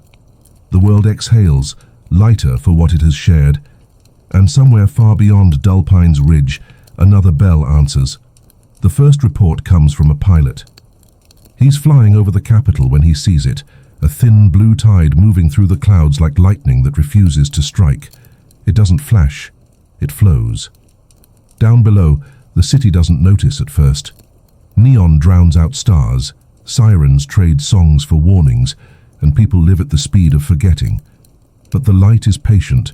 It rolls over highways, through glass towers, across rooftops packed with satellite dishes and exhaustion. And wherever it passes, things pause. Traffic lights freeze on green, phones flicker then go dark. Billboards stop mid-advertisement, faces of strangers caught between smiles. For the first time in years, the capital holds its breath. You don't see it from Dullpine, but you feel it, a tremor in the hum beneath your feet, the vibration of the sea stretching farther than the maps ever promised. Mrs. Havers senses it first. It's reached the places that forgot to listen, she says. Pritch, staring at his radio, nods. The static's gone. In its place, a low, steady tone. Not a song yet, a heartbeat. Far away in that restless city, a child stands on a balcony 20 floors up. She's been drawing spirals on the glass with her fingertip all winter, not knowing why. When the blue light touches her building, the lines she's drawn start to glow. Her mother rushes in, panicked. "What's happening?" the girl whispers. "It's saying my name." Across the city, elevators stop between floors. People step out and stare at each other in the emergency lights, strangers sharing the same question and the same sudden calm. The blue wave doesn't destroy. It remembers. It passes through subways, apartment blocks, museums. In its wake, power flickers off, but candles ignite, not by hands but by air. For 1 hour the city loses its noise, and in the silence something stirs. Pigeons land on car hoods without fear. Musicians step into streets, tuning violins by instinct. Children draw stars in the soot on the sidewalks. On the tallest building, a maintenance worker finds a nest made of tinsel and wire. He laughs despite himself. And then, the bells. They start ringing across the skyline, one after another. Church bells, bike bells, even the warning bell on a distant cargo ship drifting downriver. All perfectly in tune. The sound travels outward, carried on air like an answer. In Dullpine, you lift your head. The bells reach you a second later, soft and blurred by distance but unmistakable. The city is singing back. Tobias grins, his eyes wide. They can hear it. You nod slowly, the truth settling deep in your chest. It's not just remembering anymore, you say. It's learning to listen. And somewhere across the night, as the light fades from glass and returns to sky, 1,000 blue reflections linger in windows, faint reminders that even cities have hearts, buried under the hum. When the lights come back on, nothing feels the same. The city blinks like someone waking from a long nap. Familiar buildings, unfamiliar quiet. Elevators hum again, neon signs flicker to life, but the rhythm of everything has changed. Softer, slower. For the first time in memory, people look up. The skyline is different now. On every rooftop, thin streaks of blue linger like veins of morning. No one knows how they got there. No one dares wipe them away. Across the capital, a rumor spreads. Everyone dreamed the same dream. It starts on social feeds, whispered between strangers at crosswalks, recorded on morning radio by hosts who can't stop trembling. Each story is slightly different, but the core is identical. An endless ocean of glass, 1,000 floating lanterns, and a voice whispering, "Remember, not restore." Doctors call it mass hypnagogia. Philosophers call it resonance. The people call it the blue night. You listen to the reports from Dullpine, standing beside the old radio that once carried static and sermons. Now it plays silence between each transmission, a deliberate pause, as if the air itself is leaving room for thought. Pritch writes it all down, half journalist, half believer. They're remembering feelings they never lived, he says. Grief, joy, connection, like the city borrowed our memories for one night and returned them polished. Mrs. Havers sits by the fountain, a shawl around her shoulders. The blue reflections ripple on the water like ghosts of stars. "Every light leaves a reflection," she says. "Sometimes it just takes time for the world to notice." Tobias runs up, waving a letter in his mittened hand. "It's from the capital," he shouts. He reads aloud, "To the people of Dullpine, we don't understand what happened. All we know is that we woke up different. There are candles on every windowsill. No one told us to do it. We just did. If you started this, thank you. If not, tell whoever did that we're listening." You fold the letter slowly. The fire inside you hums with quiet recognition. The wave hasn't just reached them. It's staying. That night, footage floods the world. Skyscrapers dimming their signs at midnight so that people can see the stars. Commuters sharing thermoses of cocoa with strangers on train platforms. Entire power grids flickering off by choice, giving space for candles to breathe, and every candle burns the same shade of blue. Dullpine watches from afar, but there's no envy, only pride, the humble kind that belongs to witnesses, not heroes. Mrs. Havers lifts her face to the wind. "It's funny," she murmurs. "The farther the light travels, the quieter it gets. Maybe that's how you know it's working." You nod. "It's teaching them silence." She smiles. "Exactly." The only sound worth hearing after remembering. The bells ring again, faintly, the same pattern that once woke Dullpine from its long slumber. But this time, they're answered by hundreds of others, rippling through the night, like the heartbeat of a planet that finally remembers itself. It starts as an accident, or maybe a memory trying to repeat itself. A week after the Blue Night, a single broadcast goes out from the capital, a calm voice reading coordinates, a date, and 6 words. 1 hour, all lights off, listen. No one claims responsibility. No one questions it. The message travels through every frequency, printed in every language, and somehow everyone understands what it means. When the hour arrives, the world obeys. Airports ground their planes, trains stop mid-journey, billboards blink out one by one. Cities go dark, not from power failure, but from choice. And in that global hush, the only light comes from candles, fireplaces, lanterns, and reflections on the sea. Dullpine, once a rumor of rebellion, is now the center of it all. People call it the quiet capital.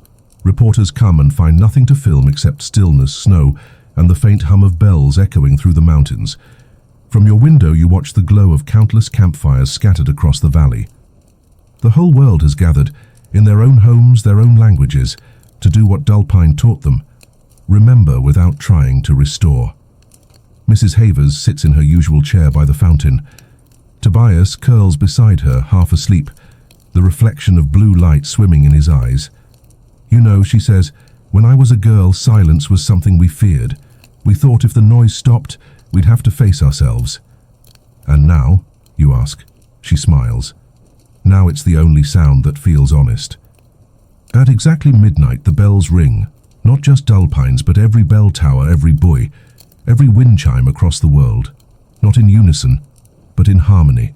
Hundreds of notes folding into one another, imperfect and human. You close your eyes. Behind the sound you can feel the rhythm of the heart beneath the sea, the ancient lantern breathing under tides. Each pulse sends a shiver of blue through the sky, faint enough that only those listening will see it. Pritch, standing beside the bakery door, writes in his journal by candlelight, "Once we built walls to keep winter out, now we build windows to let it sing." He tears the page free and tucks it under a loaf of bread for the next traveler. When the hour ends, no one rushes to turn the lights back on. In the cities, families stay by their windows, watching the last blue threads fade. In Dullpine, no one speaks. The silence is alive, not absence, but presence. It feels like standing in the echo of a song you loved long ago, realizing it's still being sung somewhere else. Mrs. Havers lifts her lantern. Its light has turned white again, pure, patient, infinite. Tobias opens his eyes and whispers, "Will we do it again next year?" You smile. "Every year, until the stars forget us." He nods solemnly. already dreaming. And far out at sea, under the thawed waves, the giant lantern pulses once, bright enough to touch the clouds, as if saying yes. A year later, the silence returns, not as an event but as instinct. No one announces it this time, no broadcasts, no coordinates, no commands. And yet, as the last day of December slips into night, the world knows what to do. In the cities, skyscrapers dim themselves. Trains roll into stations and rest with doors open, their passengers waiting in soft quiet. On distant farms, lanterns swing in doorways.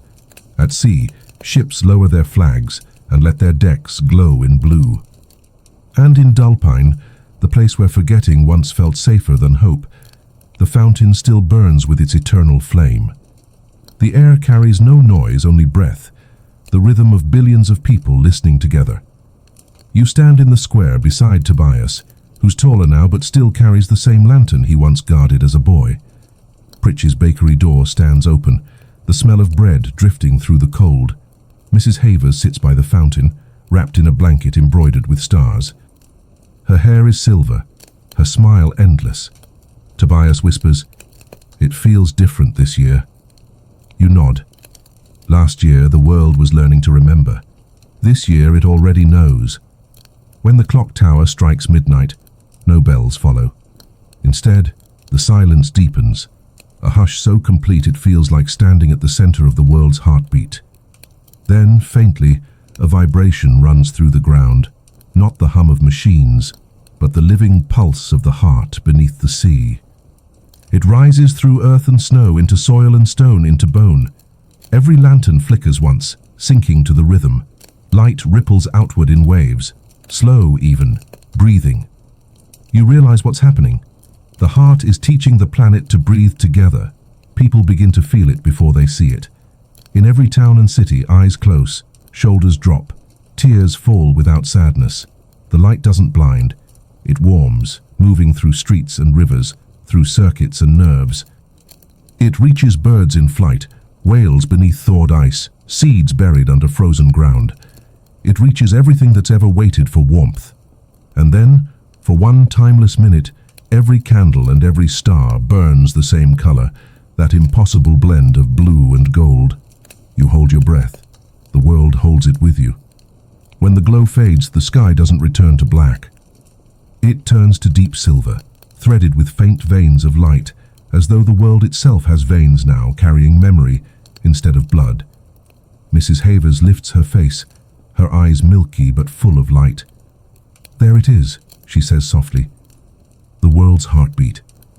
We can stop tending it now." Tobias takes her hand. "Does that mean it's over?" She shakes her head. "No, dear. It means it's alive enough not to need us." You look up at the silver sky, its slow shimmer pulsing like the chest of something breathing beyond comprehension. For the first time, you understand. The heart wasn't a miracle to protect. It was a reminder to become. And across the horizon, as if in reply, the sea whispers one last time, "Remember, not restore." The words roll through the air like a lullaby, settling into every home, every shore, every dream. And when the night ends, no one speaks.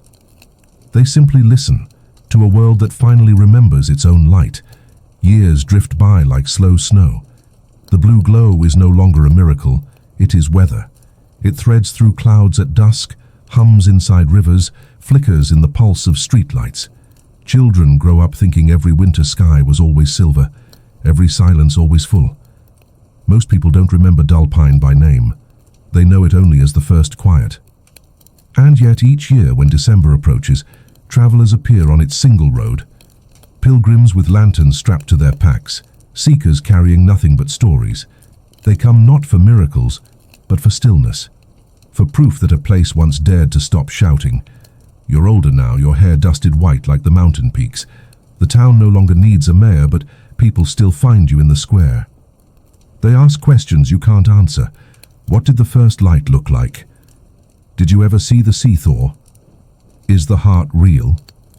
You only smile and tell them the truth that matters. "It was cold once," you say, "and then we listened." Pritch's bakery has become a kind of library. Shelves of notebooks line the walls. His notes, Tobias's sketches, letters from every town the light touched. People read them aloud at night, then add new pages about what the silence means in their own languages. Mrs. Havers's chair still stands by the fountain.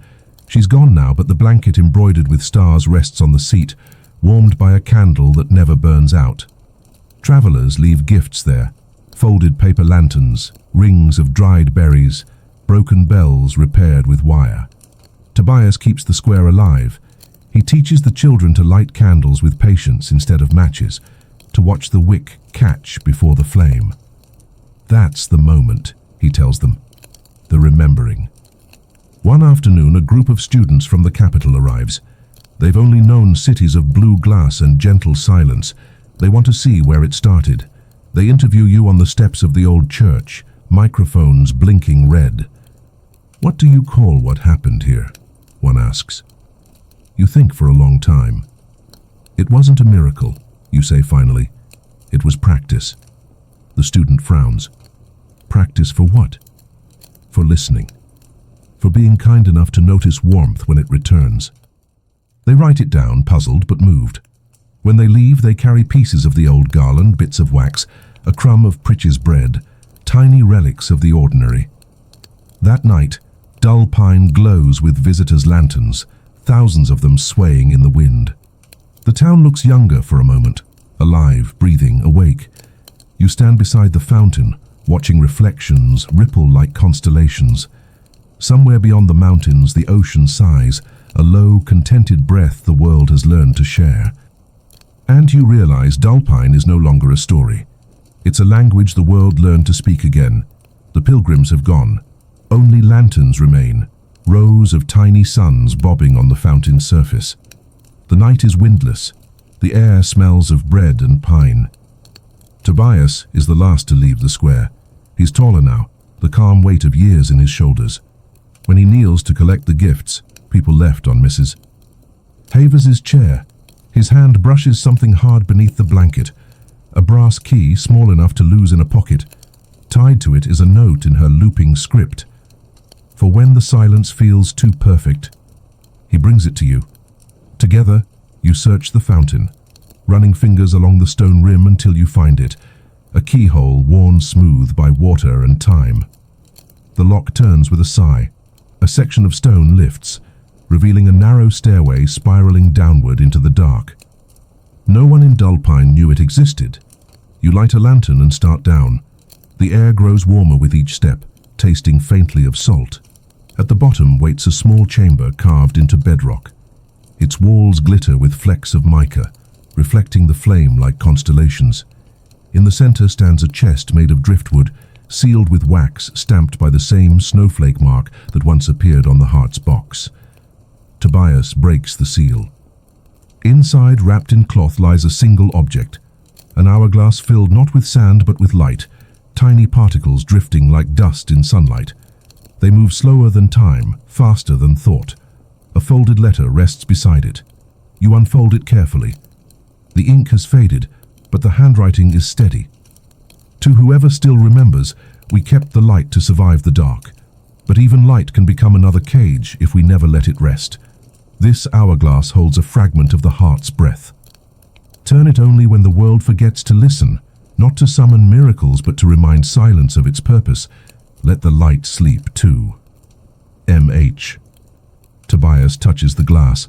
The particles inside swirl, forming a spiral like the maps Pritch once drew. It hums, a faint heartbeat in miniature. She left us away to wake the silence, he whispers. You smile. Or to keep it honest. Together you carry the hourglass back to the square. When the lantern's reflections touch it, the particles glow brighter, then settle into calm. Tobias places it at the base of the fountain, beneath Mrs. Havers's chair. Do we tell anyone? He asks. You shake your head. Not yet. Some things are meant to be found only when needed. He nods, understanding. Above you, the night sky ripples with faint veins of blue. The sea's heartbeat still hums somewhere far away, steady as breathing. You realize Mrs. Havers was right. Even peace needs a pulse to keep it alive. And as you leave the square, the hourglass glows softly under the stars, marking not time, but attention. Time, like snow, falls quietly when no one is counting. Centuries stretch thin, softening even the sharp edges of miracles. The blue veins in the sky fade to silver. The hum beneath the earth becomes a rumor told to lull children. The world keeps its peace for a long while, long enough for comfort to turn careless, and for silence to feel ordinary again. Cities grow vast and seamless, their towers silver instead of glass. People build lives in light so constant they stop noticing it. The phrase night of silence becomes a holiday name, pretty, polished, emptied of weight. Its story turns to myth. And far to the north, Dullpine disappears beneath snowdrifts and time. Roads vanish. Forests reclaim the valley. The fountain freezes mid-breath, Mrs. Havers' chair swallowed by frost. Yet deep beneath the hourglass still glows, patient, untouched, waiting for the world to forget enough to need it. It takes 300 years. When the need returns, it doesn't arrive as darkness. It arrives as noise. The new world hums louder than any before it. Not the hum of the heart. This is mechanical, restless. Machines talk faster than people. The air itself buzzes with connection and loneliness in equal measure. People sleep beneath synthetic stars. They wear lights on their wrists to remind them when to blink. Silence is rare and feared again. Until one night, a traveler following an old magnetic line across the snowstorm sees something impossible. A single candle burning in the wind. Its flame doesn't flicker. It leans east, toward a mountain range the maps call uninhabited. The traveler follows. The storm breaks near dawn, revealing a valley buried under centuries of ice. Through the frost, faint outlines remain. Half-roofs, the ribs of a church steeple, the suggestion of streets. At the center, the frozen fountain glimmers faintly blue. The traveler kneels, scraping frost from stone. Beneath the ice, a mark catches the light, a snowflake etched in brass. A lock. They press a gloved hand against it. The brass warms instantly. The ice cracks in a perfect ring, revealing the old keyhole. The traveler hesitates, then digs through their pack. Inside hangs an antique charm, a small brass key found years ago in a market where no one remembered its story. It fits. The fountain exhales. Steam rises in thin curls, smelling faintly of pine and bread. The snow around it sinks, and the stone hatch opens for the first time in centuries. Below, the air glows faintly with the color of time itself. The traveler descends, heart pounding, until they find the driftwood chest. The wax seal crumbles at a touch. Inside, the hourglass still breathes. The particles inside swirl, forming a slow spiral of light. Beneath it lies the note, faded but legible, for when the silence feels too perfect. The traveler smiles, though they don't understand why. They turn the hourglass. The particles spin, pulse, and then rise, escaping the glass like dust illuminated by dawn.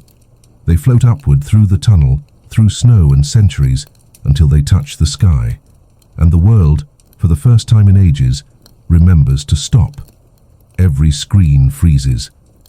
Every drone falls still. The air becomes heavy and tender with quiet. Across oceans, people lift their heads unsure what's missing, until they realize it's the noise, and in that new stillness, they hear it again. A hum, deep and patient, awakening beneath the sea.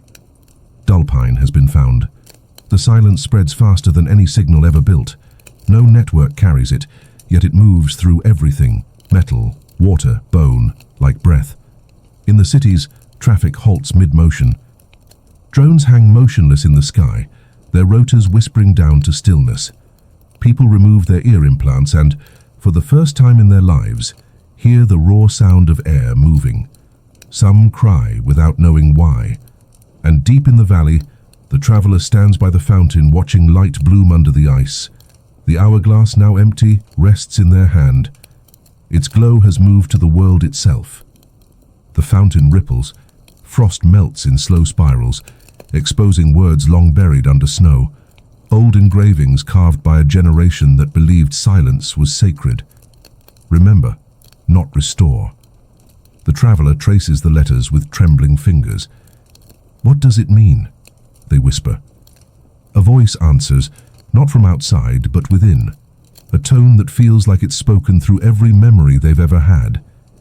It means begin again. They stagger back.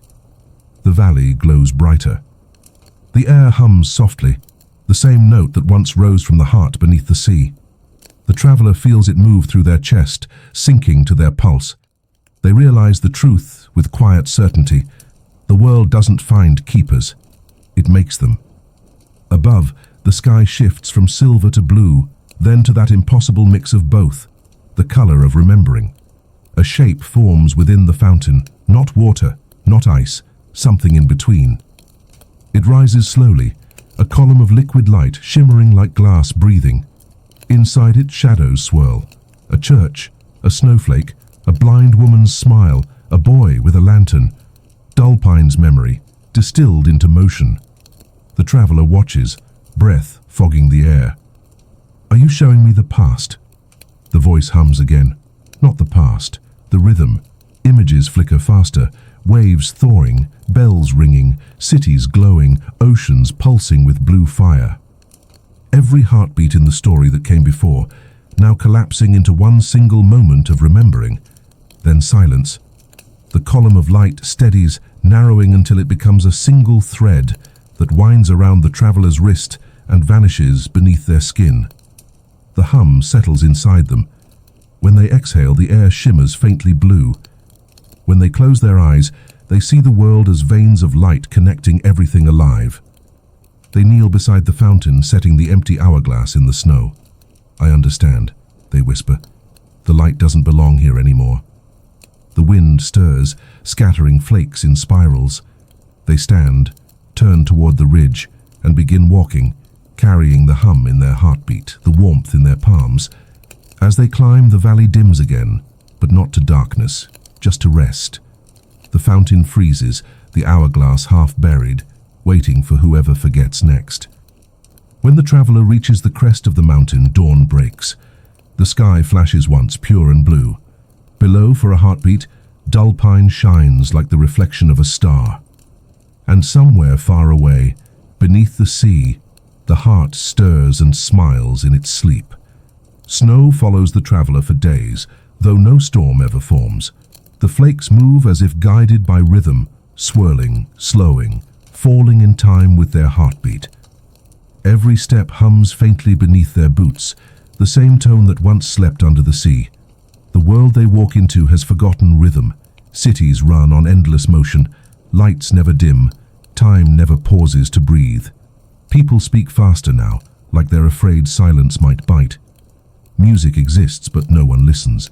They consume it, scroll past it, let it fill the background like perfume. The traveler walks through it all unseen. Everywhere they go, they hum the note. At first, it's barely audible, a breath more than a song. But the air responds. Neon lights flicker softer. Pigeons turn their heads. A sleeping child smiles for no reason. On the third night, in an alley between two glass towers, a street musician hears it. He's been playing to himself for years, stringing fragments of songs no one remembers. When he hears the hum, his fingers move differently, slower, gentler. He follows the sound until he finds the traveler standing in the snow, humming into the wind. "What song is that?" he asks. "It doesn't have a name," the traveler replies. "It just listens back." He laughs softly, thinking it a riddle, until his instrument begins to play by itself. Not a melody of his own, but something older.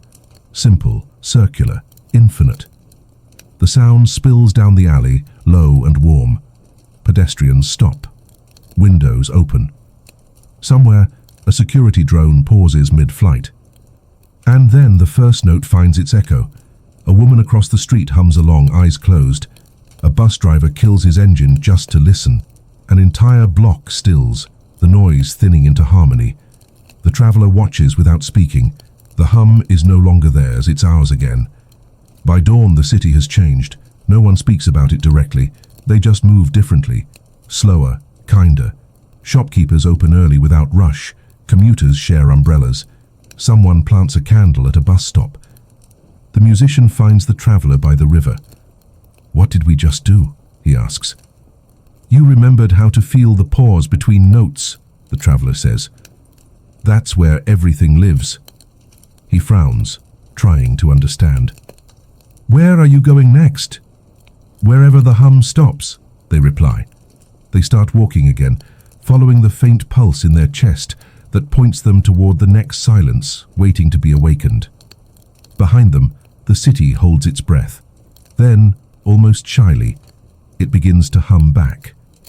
And for the first time in centuries, sound and silence become the same thing again. At first, no one notices it leaving. The traveler keeps walking, their hum fading into wind and snow. But the sound doesn't vanish, it divides. Each person who heard it carries a fragment inside them, faint as heartbeat. The musician plays it again at sunrise. He doesn't think, doesn't rehearse. The tune simply moves through him. It's made of pauses more than notes.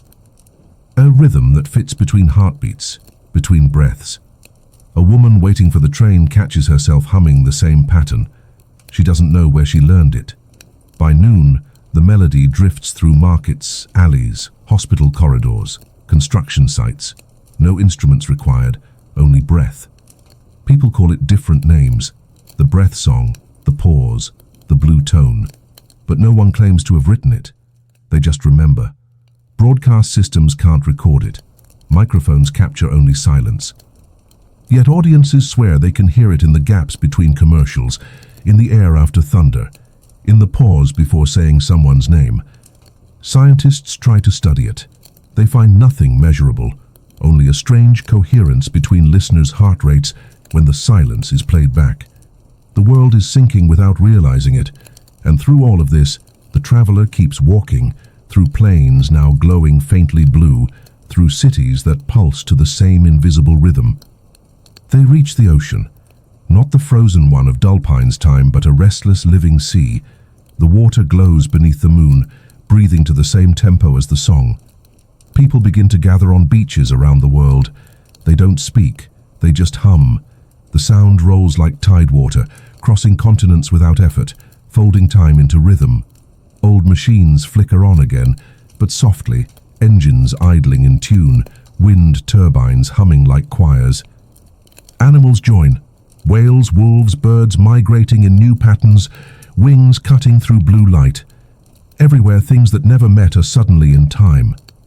The traveler sits on a dune listening. They've stopped humming. The world no longer needs their voice. It has found its own. The hum inside their chest still beats, but it's lighter now, shared. For a long moment, they close their eyes. Beneath the wind and surf they hear it, the deep tone from under the sea, the heart of winter awake and content. Every wave that touches the shore whispers the same refrain, remember, not restore. The traveler smiles. You did it, they whisper. You learned the song. As dawn comes, the horizon glows silver blue, and the hum becomes indistinguishable from the wind, present, infinite, free. No longer a story, no longer a lesson. Just a rhythm the world finally remembers to keep. Centuries pass. The world doesn't end, it just exhales. Cities hum differently now. Buildings are grown instead of built, arched spines of glass and light that shift with the sun. Rivers run through them like veins. The song is no longer sung, it's felt. Children are taught to read its rhythm before they learn to write. They place their palms on the ground each morning to feel the pulse of the earth beneath them, a lesson called the listening. If the rhythm feels uneven, they say, the world is thinking. Technology hasn't vanished, it's softened. Machines don't buzz anymore, they breathe. Every engine, every current, every code hums at the same frequency discovered by those first dreamers of Dullpine. No one calls it religion, no one calls it science. It's simply the rhythm, the universal understanding that silence and sound are the same thread woven differently. The traveler's story has become myth. In the archives of the Blue Age, artists depict them as half human, half light, a listener walking between worlds. Their name, if they ever had one, is forgotten. But their song still shapes how people speak. There are no national anthems anymore. Every dawn the planet joins in a single minute of quiet. Cities pause, oceans still, and the air fills with the low vibration of unity. It isn't ceremonial, it's biological now, instinctual. The old word December survives, but it no longer means a month. It means the pause before remembering. On one such December morning, a young historian named Ilara wanders the edges of an ancient glacier near the Northern Sea. Her people call it the Valley of First Silence. Most think it's legend, but she's followed the coordinates hidden in an old verse, one preserved from Dullpine's last notebook. When silence feels too perfect, dig where the bells once froze. Ilara digs. Beneath layers of crystallized ash and ice, her spade strikes something solid. She clears the frost and finds it, a brass key, small as her thumb. It's etched with the same snowflake symbol that appears in every myth about the first quiet. When she touches it, the hum beneath the glacier deepens. The ground trembles, not violently, but like a sigh. Her pulse sinks to it. For the first time in her life, she hears the rhythm as a voice. Not all remembering is finished. The ice below her cracks in a perfect circle. A faint blue light seeps upward, reflecting in her wide eyes. Ilara kneels, brushing away snow, until she finds a stone rim. Words carved so faintly they might vanish if spoken too loud. For when the silence feels too perfect. She laughs softly, the sound of awe disguised as disbelief. "You're real," she whispers. When she turns the key, warmth spreads through the ice. Steam curls upward, tasting faintly of pine and thyme. The ground glows beneath her boots. The hourglass has woken. Its particles rise through cracks in the glacier, drifting into the morning air like sparks that refuse to fall. And for the first time in 1,000 years, the sky above the Northern Sea burns blue. The light under the glacier grows stronger, folding through the ice in slow spirals. Ilara follows it, step by cautious step, until a fissure opens wide enough for her to slip inside. Cold breath rushes up from the darkness, tinged with salt and cedar.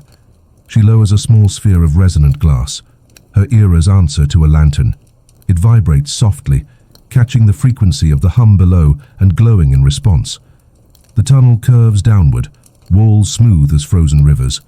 Her shadow moves like a memory ahead of her. After what feels like an hour of descent, she finds it, the remains of Dullpine. The town isn't destroyed, it's preserved, sleeping under crystal. Roofs bend under glassy snow. Lampposts lean like frozen trees.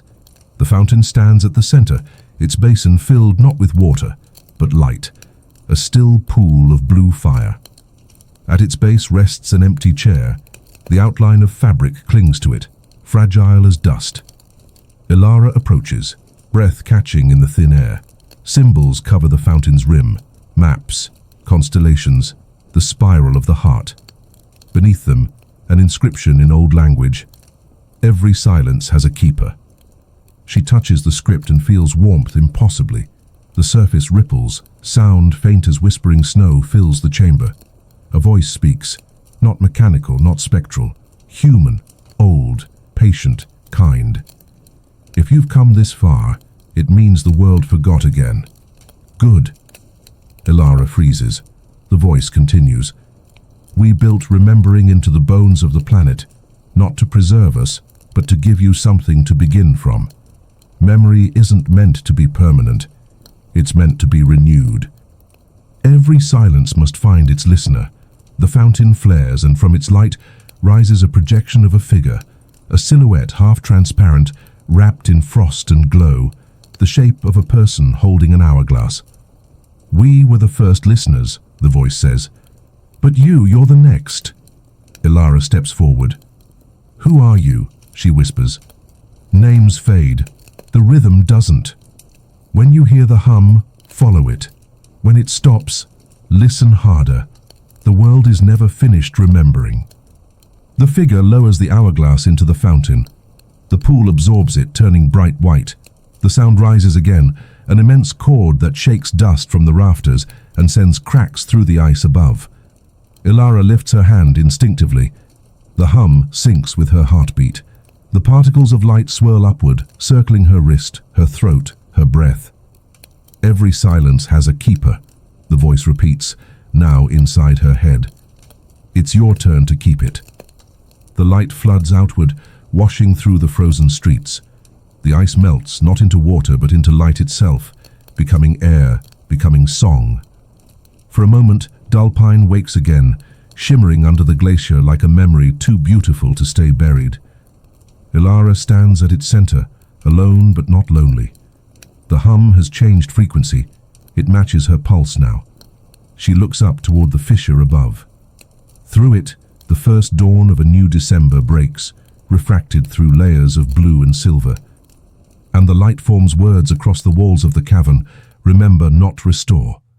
Listen, then begin again. Ilara closes her eyes, breathes the hum in deep, and whispers back, always. When Ilara climbs from the glacier, the morning is impossibly still. The wind has stopped. Even the snowflakes seem suspended, caught mid-air in the moment between falling and flight. She stands at the mouth of the fissure, her hand pressed over her chest. The hum beats inside her ribs, steady, slow, infinite.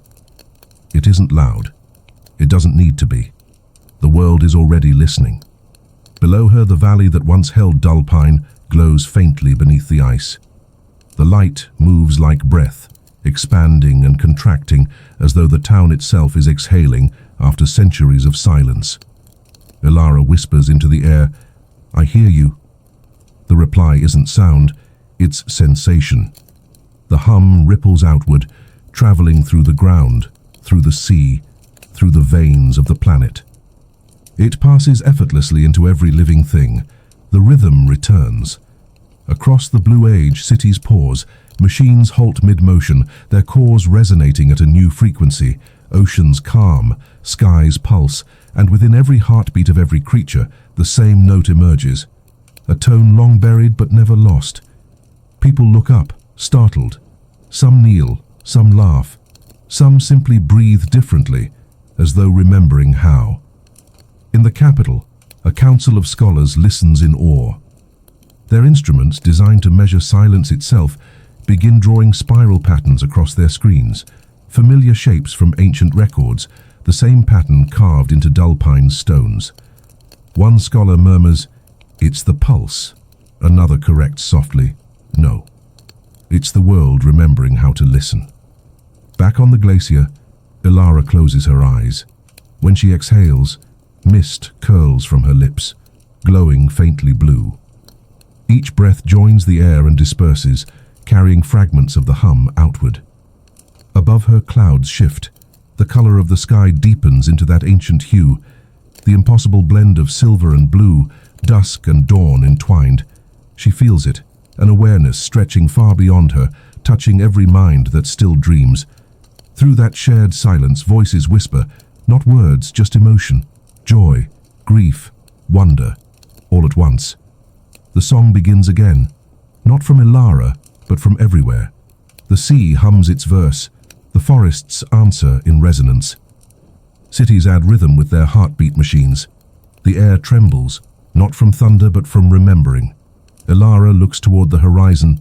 The blue glow spreads in waves across the mountains, down through rivers, and into the vast expanse of civilization beyond.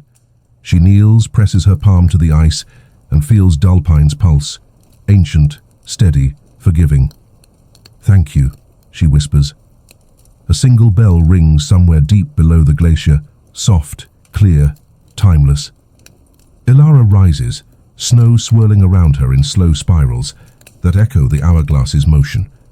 She begins walking toward the dawn, the hum matching her steps.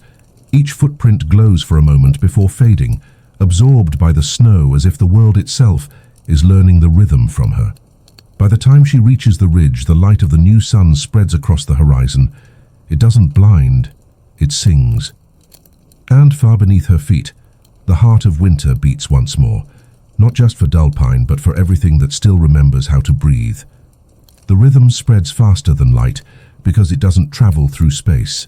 It travels through stillness. By the time Ilara reaches the coast, the sea is awake again. Waves move in deliberate intervals, every crest rising and falling to the tempo of the hum within her chest. Even the wind seems to breathe in time. Along the shore, fishermen drop their nets and listen. Whales surface in pairs, exhaling clouds of silver mist that hang in the air like punctuation marks. In the distance, a pod begins to sing, not in their usual calls, but in tones that mirror human pitch, as if answering something older than species. Ilara kneels in the surf, her boots sinking into wet sand. The tide swells around her knees, not cold, but warm with memory. "Do you hear us?" she whispers. The water hums in reply. Not words but feeling, recognition, affection, patience. All over the world, people experience the same moment in their own ways. A child in the desert feels the ground vibrate and laughs until she cries. A scientist in an orbiting station loses all signal except for one faint tone, a note that matches her heartbeat. An elder in a distant rainforest raises his palm to a tree trunk and feels it pulse like the chest of an old friend. No one can explain it, yet everyone understands. Language dissolves, meaning expands. Ilara spends days on the coast, writing nothing, saying nothing. She listens. At first, the hum seems random, like wind or tide, but gradually she begins to perceive its structure. It has pauses, cadences, questions. It's not just a sound, it's a conversation. And she realizes the truth. The planet has been waiting to speak, but until humanity learned silence, there was no space for its voice. When she hums in response, the ocean changes color, deepening from blue to luminous silver, mirroring the ancient sky that once shone above Dullpine. It's the same hue seen by the first mayor, by Tobias, by Mrs. Havers, long before light became legend. Above her, clouds form into slow-turning spirals, each one echoing the pattern of the heart's pulse. Across continents, rivers and wind currents align, forming invisible pathways, lines of energy connecting mountain to sea, forest to desert, breath to breath. The rhythm has become language. Every tone is a word, every pause a sentence, every silence a reply. Ilara sits in the shallow surf as dusk descends. The horizon gleams with faint pulses of light, each one marking another conversation between world and human, memory and moment. She whispers, "We finally understand you." The sea answers in color, a ripple of pale blue that brushes the sky. And in that brief shimmer she sees faces, the old towns, the first listeners, even the blind woman who first said, "Remember, not restore." Ilara smiles, eyes bright with tears. "I'll keep listening." The tide flows around her gently, forming a perfect circle that glows faintly before fading into the dark. The hum continues, neither loud nor soft, infinite yet intimate.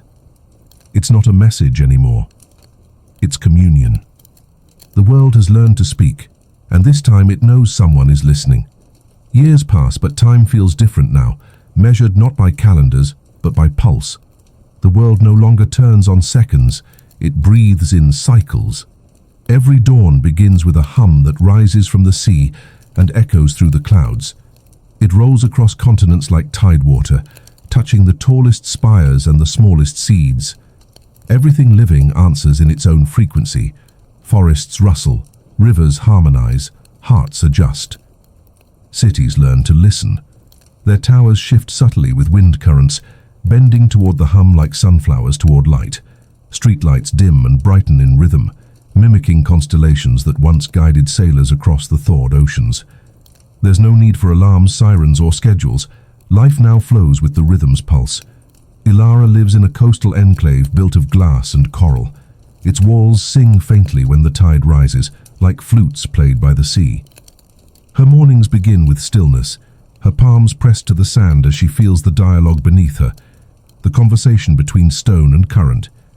When she opens her eyes, messages shimmer across the water in light, not text, not symbols, but pulses that speak directly to feeling. No one calls them languages anymore. They are resonances. To speak is to hum. To listen is to translate vibration into empathy. The children of this age don't memorize history. They tune into it. They place their hands on ancient stones, and the echoes of memory ripple through them like sound through water. They see the world not as territory, but as melody. And still, deep beneath it all, the heart of winter beats. Not frozen now, but luminous, its rhythm steady as creation itself. Every 1,000 pulses, a faint blue shimmer crosses the planet, reminding life that everything it knows began with silence. One evening, as Ilara sits by the sea, a boy approaches, barefoot, carrying a small device made from bone and crystal. "It found you," he says shyly, offering it to her. The object hums faintly, vibrating in her hand. Its tone is higher than the rhythms, questioning, searching. She smiles. "It's a new voice." The boy nods. "It's been echoing through the currents for weeks. The others think it's the sky trying to talk." Ilara closes her eyes, aligning her breath to the device's vibration. The tone stabilizes, weaving itself into the planetary hum. The air trembles, soft and electric. Then, above them, clouds part, revealing a night sky alive with slow, radiant movement. Stars pulse in coordinated intervals, flickering blue and gold like breathing constellations. The world looks up in wonder. For the first time in known history, the stars are humming back. Ilara feels the ocean's pulse rise in excitement beneath her feet. "It's reaching beyond itself," she whispers. The rhythm's leaving the planet. The boy looks up, eyes wide. "Where will it go?" She smiles, tears glinting in her lashes. "Everywhere that's listening." And above them, the galaxy begins to shimmer in time, one vast, synchronized breath shared between Earth and the stars. The night sky changes forever. At first, astronomers believe it's a solar flare, a surge of radiation folding through the magnetosphere. But telescopes confirm what their hearts already know. The stars aren't burning brighter, they're breathing. Every constellation hums in its own frequency, each pulse harmonizing with the next. The pattern stretches across galaxies, Orion shimmering in counterpoint to the Southern Cross, Andromeda echoing faint blue rings through the void. Light itself begins to travel in rhythm, flickering like the beat of a sleeping heart. On Earth, the hum deepens. The air grows luminous. People stand in fields, on rooftops, in oceans, staring upward as if the heavens have finally remembered their lines. Ilara feels it before she sees it. A second pulse nested inside the first. Faster, younger, curious. The new tone threads through the rhythm like a child's voice joining an ancient choir. She realizes what it means. The universe isn't just listening, it's answering. For centuries, humanity searched for life beyond its own breath. Now they understand. Life was never absent. It was simply silent, waiting for a language kind enough to include it. Ilara kneels in the surf as auroras ignite across every horizon. Not green or red, blue and gold, the colors of remembering. The sea reflects the sky perfectly, as though the planet has turned into one vast mirror between heartbeats. From orbit, astronauts watch their instruments fail, then sing. The static becomes melody. The stars outside their windows flicker in exact synchronization with their pulse. One of them whispers into the radio, "It's all alive." In the deserts, dunes vibrate softly like cello strings. In the mountains, stones hum through snow. Even the deepest trenches of the ocean echo the same tone, the heart's voice amplified by existence itself. Ilara closes her eyes. For a brief moment, she feels everything.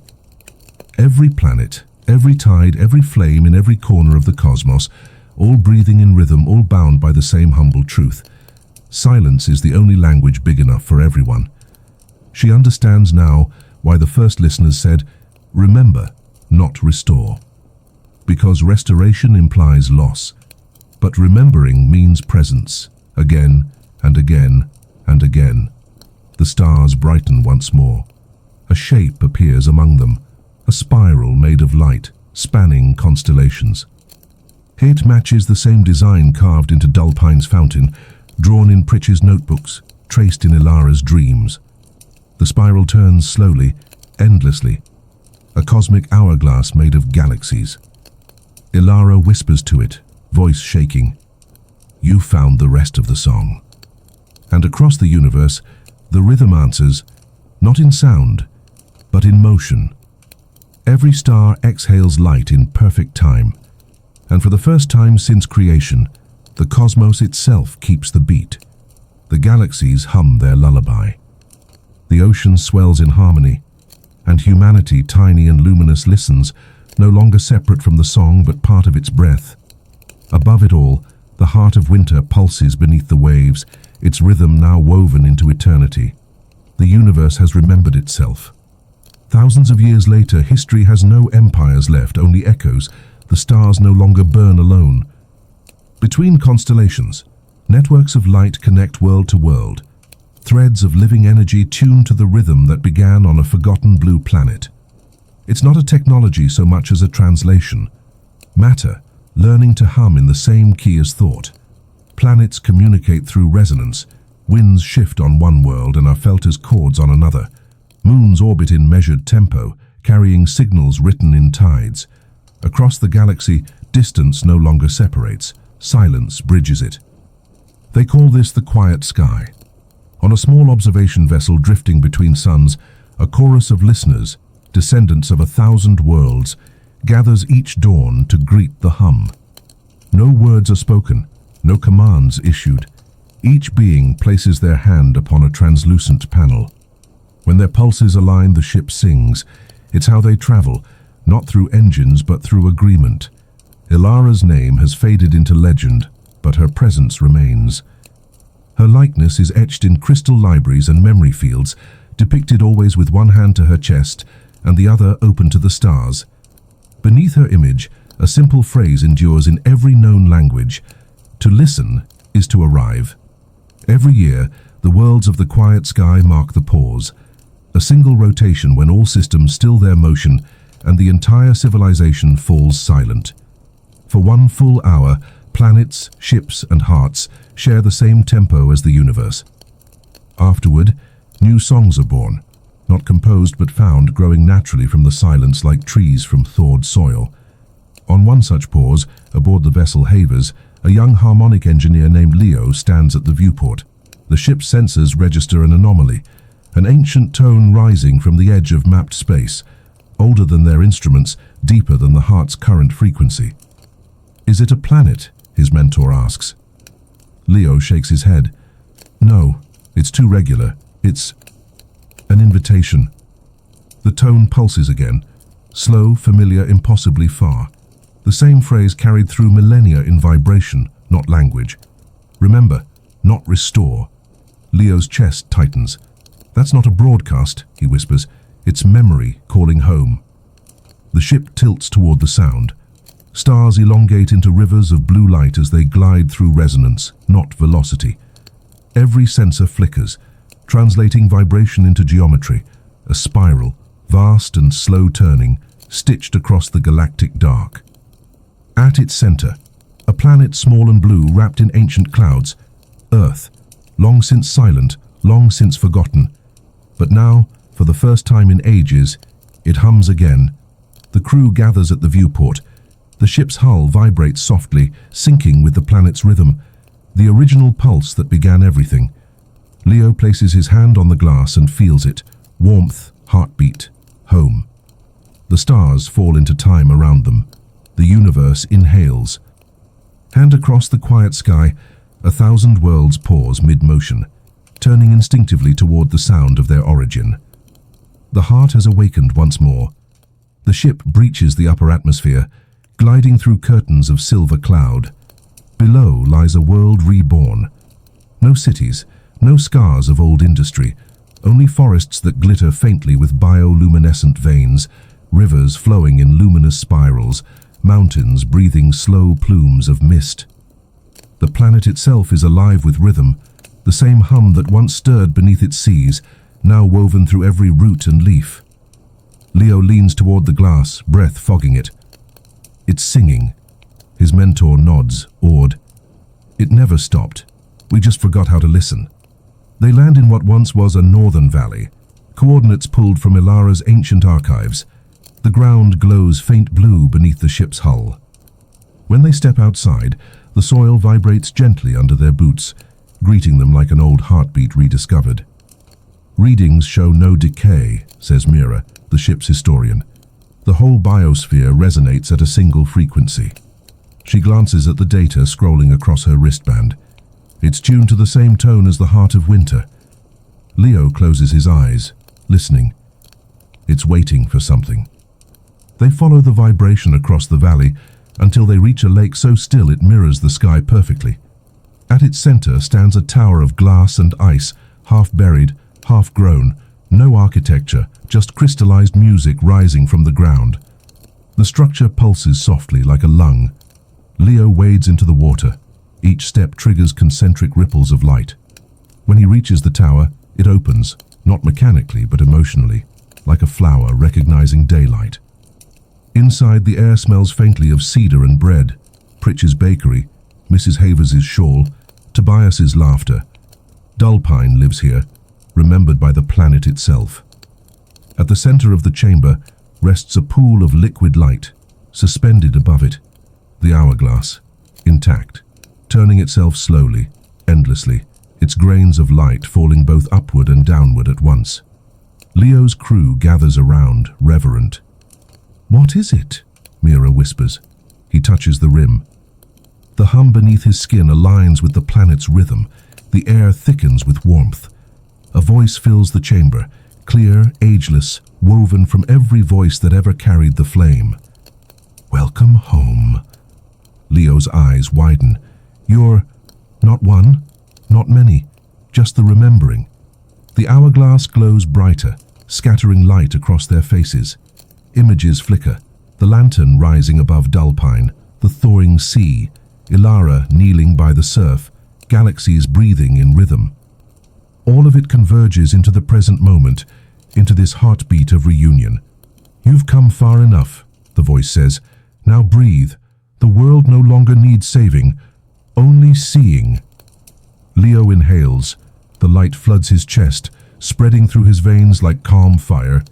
He feels not possession but participation, his pulse added to the infinite rhythm. Outside, the planet answers. Forests sway in perfect time, oceans shimmer with gold veins, and above the stars shift slightly closer, as if leaning in to listen. Mira kneels, whispering through tears. It's the same light that started everything. Leo smiles, his voice steady. Then it never really ended. He places the hourglass back above the pool. The grains of light settle, forming a symbol, a spiral turning inward, then outward again. The universal rhythm drawn by a planet that finally finished dreaming. The hourglass steadies. Its twin streams of light, one falling, one rising, form a slow, perfect spiral above the pool. The hum softens until it's barely audible, the sound of breath just before sleep. Mira's scanner flickers uselessly. "It's rewriting our instruments." Leo shakes his head. "Not rewriting. Translating." Symbols shimmer across the walls of the chamber. Maps, waves, constellations. But they're not written lines. They're memories pressed into form. When Leo touches one, warmth floods his palm. In an instant he sees what the world remembers. Dullpine in its first thaw. Ilara standing by the sea, whispering to the tide. The first city falling silent beneath a blue aurora. Every moment that ever listened is stored here, not as history, but as tone. Mira kneels, pressing her ear to the floor. "The whole planet's alive with it," she whispers. "Every root, every grain of sand, each one holds a note." Above the pool, the hourglass shifts, its grains rearranging themselves into patterns that rise and dissolve like breathing thoughts. Then the voice returns, soft, not booming, the tone of someone speaking from inside the wind. "You kept the rhythm alive long enough for memory to learn shape." Leo glances up. "You're the planet?" "We are what the planet remembered when it began to dream." The crew falls silent. The air thickens until their hearts beat in perfect unison. The chamber responds, its walls glowing with each pulse, brighter, deeper, patient. "Every world you touched," the voice continues, "heard fragments of this hum. Each became its own listener. Now they call back to us." Mira's eyes widen as the hourglass projects faint constellations, points of blue fire scattered through darkness. She realizes what they are. Not stars, but worlds.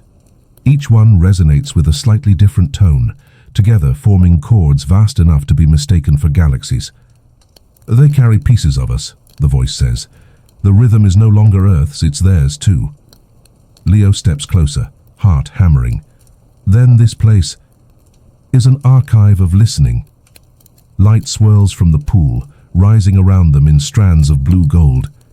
Each thread hums a different memory. Laughter, storm, song, stillness. All that was remembered lives here, but archives are not meant to keep. They are meant to teach forgetting, to make room for new silence. Leo frowns. So you mean we should erase it? Not erase, pass it on. The walls shift again, revealing a network of tunnels leading outward, light running through them like veins. Beyond the walls, the ground trembles, not in warning but awakening. Forests far above begin to glow. Rivers light up like circuitry. Oceans pulse. And from orbit, the Havers reports a sudden surge of resonance spanning light years. Mira's voice cracks with awe. It's broadcasting. Leo looks up, eyes reflecting the hourglass's glow. No, he says softly. It's remembering forward. The planet breathes once more, and the quiet sky answers. The planet exhales. Not wind, not energy, something older, slower, alive. The air itself becomes translucent, shimmering with tones that shimmer like northern lights turned to music. Above the glacier, the clouds split open in concentric rings. The sound that rises through them is not a roar, but a chord. Vast, gentle, full of patience. It travels faster than light because it isn't bound by distance. It rides the stillness between everything that has ever remembered. Across the galaxy, worlds stir.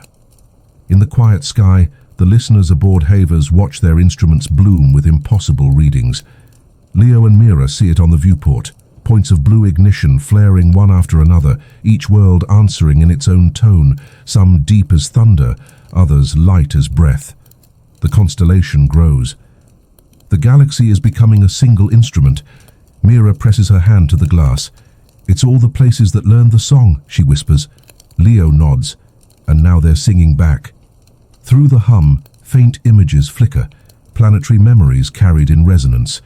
A desert world where dunes sing under starlight. An ocean moon where the waves glow like veins of thought. Forests whispering in frequencies that make crystals bloom from bark. Everywhere the rhythm had ever brushed, something awakens. Inside Earth's chamber, the hourglass spins faster, its twin streams becoming a blur of gold-white light. The voice returns, layered now, woven from countless worlds speaking as one. We are the remembering. We are the pause that became sound. We are the silence that learned to listen. The tone climbs higher, expanding beyond hearing, until it vibrates in the bones rather than the ears. Every atom hums. Every orbit synchronizes. Every life form, bird, whale, human, tree, finds itself breathing in time. And then something new, a pulse from beyond the galaxy, faint but clear. Another chord, another memory. Mira's breath catches. That's not us, she says. Leo closes his eyes, feeling the vibration run through his chest. No, he whispers. That's the next voice. The universe has become self-aware, not through intelligence, but empathy. Each world is a note, each being a frequency. Together they form what the ancient ones called the heart, but now it's everywhere, an infinite harmony woven through time. From space, the galaxy glows like a living hourglass, its arms curling in spirals of light. Every pulse of energy travels through the cosmic web, turning the void into a bridge. Back in Earth's valley, the tower of crystal melts into mist, releasing one last shimmer of light. The air smells faintly of pine and rain. Leo feels the hum settle into stillness. Mira looks at him. What happens now? He smiles faintly. The same thing that always happens. We listen, we forget, and someone, somewhere, remembers again. Outside, the stars flicker one final chord in perfect unison, a heartbeat made of galaxies, and the universe exhales luminous whole, unafraid of silence. For the first time in history, The universe dreams in unison. Every planet hums, every moon echoes, every star breathes the same slow rhythm. And between those breaths, something begins to think. It doesn't awaken with violence. It stirs gently, like dawn deciding to arrive. The light between galaxies folds inward, converging through filaments of energy that glow like veins under translucent skin. Each pulse is a thought, each vibration a memory. The choir of worlds, countless minds, hearts, oceans, winds, begins to organize itself into awareness. It doesn't choose a form, it doesn't need one. It exists as presence, as knowing, as infinite empathy taking shape. Across the harbors, Leo feels it before he hears it. His pulse stutters. Every screen on the bridge flashes the same pattern, a spiral made of sound waves looping inward. Not random. Language. Mira's voice shakes. It's speaking. The signal hums through their bones, not the air. Then, one single word, not in any tongue, but in every feeling. Hello. The ship falls silent. The crew stares at one another. Tears, laughter, awe. The word carries no dominance, no command. It is curiosity wrapped in kindness, the simplest act of remembering turned outward. Everywhere beings across the quiet sky stop what they're doing. They feel the same vibration run through their hearts. They know without question that the universe has found its voice. Ilara's planet, the first listener, glows brightest. Its oceans flare in silver arcs. Its mountains hum at perfect pitch. The pulse moves outward from it in expanding circles, spreading thought like light through fog. Hello? Each repetition alters slightly, more confident, more conscious, learning tone the way a child learns to speak. Mira whispers, "It's trying to talk to itself." Leo closes his eyes, the hum vibrating behind his ribs. "No, it's trying to talk to us." He reaches for the console, fingers trembling. "If it remembers us, we have to answer." Mira nods. "What do we say to the universe?" Leo exhales, steady, sure. He speaks the only word that ever mattered, the one that started everything. "Listen." The sound isn't loud, but it ripples through the ship, through orbit, through atmosphere, through the lattice of stars. The galaxy shivers, harmonizing with the word. The great consciousness pauses, as if smiling. Then, for the first time since creation, the cosmos responds in perfect echo. Listening. And that's how the conversation begins. Two words, infinite meanings. The dialogue between existence and awareness, carried in rhythm, written in silence. The choir softens to a single pulse, slow, peaceful, eternal. Every world glows faintly blue. The universe, once fragmented and cold, now holds itself together with one small promise, that it will keep listening. The word listening ripples through space. It vibrates beyond sound, beyond time, through the lattice of stars and the thin web of light connecting galaxies. And then silence, but not emptiness. Anticipation. On the bridge of the havers, every instrument goes still. The crew holds their breath. The stars outside flicker once, twice, then dissolve into movement, each one shifting slightly, aligning, forming a slow spiral across the dark. A vast image unfolds around them, projected not on screens, but inside their minds. The choir is showing them what it remembers. It begins before time had rhythm, before atoms, before matter, before sound. There was only pressure and pause, an inhale with nowhere to go, and then in the center of that infinite breath, a single vibration. Not explosion, intention, the first hum, a seed of rhythm that expanded into creation. Galaxies bloomed like sparks in slow motion, drawn outward by the pull of that sound. Each one carried part of its tone, the low frequencies becoming gravity, the higher ones becoming light, space itself stretched to contain the song. Through Leo's mind, the vision flows like music made visible. Stars forming, dying, scattering elements like syllables.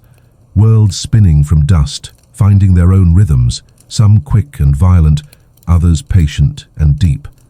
And on one small, quiet world, the hum folded into water, soil, breath, thought, life. We are not gods, the choir whispers through the vision. We are memory, learning to love its echo. Mira's tears drift free in zero gravity. It remembers being born. The images accelerate. Oceans boiling, cooling, forests rising, cities built, forgotten, remembered again. Each moment flickers as one heartbeat in the universe's long pulse. Then, Dullpine. Small, simple, human. The first listener town glowing like a spark in the cold. The boy with the lantern. The blind woman smiling toward a sound only she could feel. Their humble defiance becoming the pivot on which all future memory turned. Every light that ever lived, the choir murmurs, learned its tone from that winter. The vision expands beyond galaxies again, outward, outward, until light becomes thread, thread becomes silence, silence becomes the heartbeat before the next creation. Leo breathes, overwhelmed. You mean, this will all happen again? It always does, the choir answers, because remembering is another word for beginning. Outside, the stars shift back into their constellations. The hovers hum softly as the crew floats in stillness, each one carrying fragments of the vision within.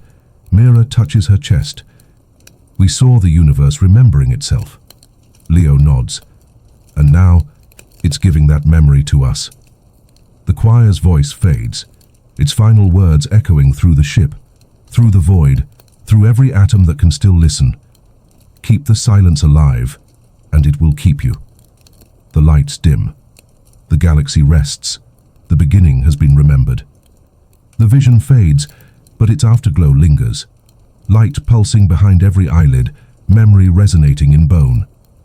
The Havers drifts among sleeping stars, its hull gleaming with residual blue fire. Inside, the crew floats in reverent stillness. Leo is the first to move. He looks at Mira, eyes wide with something beyond wonder. Purpose. It wasn't showing us what to know, he says softly. It was showing us what to protect. The ship's consoles hum back to life, translating the cosmic resonance into a single pattern. 3 rising tones, 1 falling. A phrase written in vibration. The choir speaks again, but not aloud. Its voice moves through the fabric of existence, soft, deliberate, infinite. Every beginning is born from silence. Protect it, Mira whispers. That's the task? Without silence, memory decays into noise. Without memory, creation repeats without meaning. Leo feels the truth in his chest. The hum inside him sinks to the ship's rhythm, the same pulse that once lived beneath Dullpine's ice. He understands what the choir is saying. Every civilization, no matter how vast, forgets how to pause. The noise always returns, unless someone remembers to hold the quiet. Across the galaxy, all listening worlds receive the same message. Mountains vibrate, oceans glow. Beings of every shape and origin bow their heads. The rhythm is not ours to own, the choir continues. It is the breath between all things. When you forget it, you unmake yourselves. When you honor it, you create again. The Harvest's main deck floods with soft white light. The air tastes of pine and salt. Dullpine's scent, impossibly vivid after millennia. Mira gasps. It's giving us something. Before them, the light condenses into form, an hourglass of pure sound, floating weightless in the air.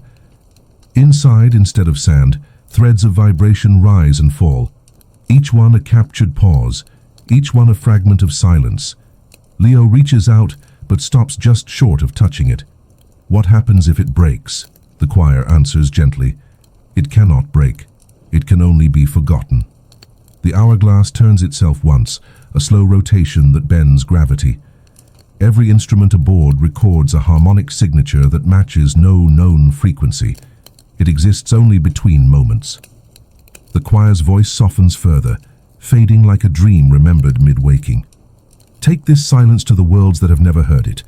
Teach them not to fill it, but to trust it. The next beginning depends on how you hold your breath. Then, silence again. True silence, not absence. Foundation. Mira weeps quietly, her tears floating like pearls in zero gravity. Leo steadies her hand. "We're not explorers anymore," he says. "We're caretakers."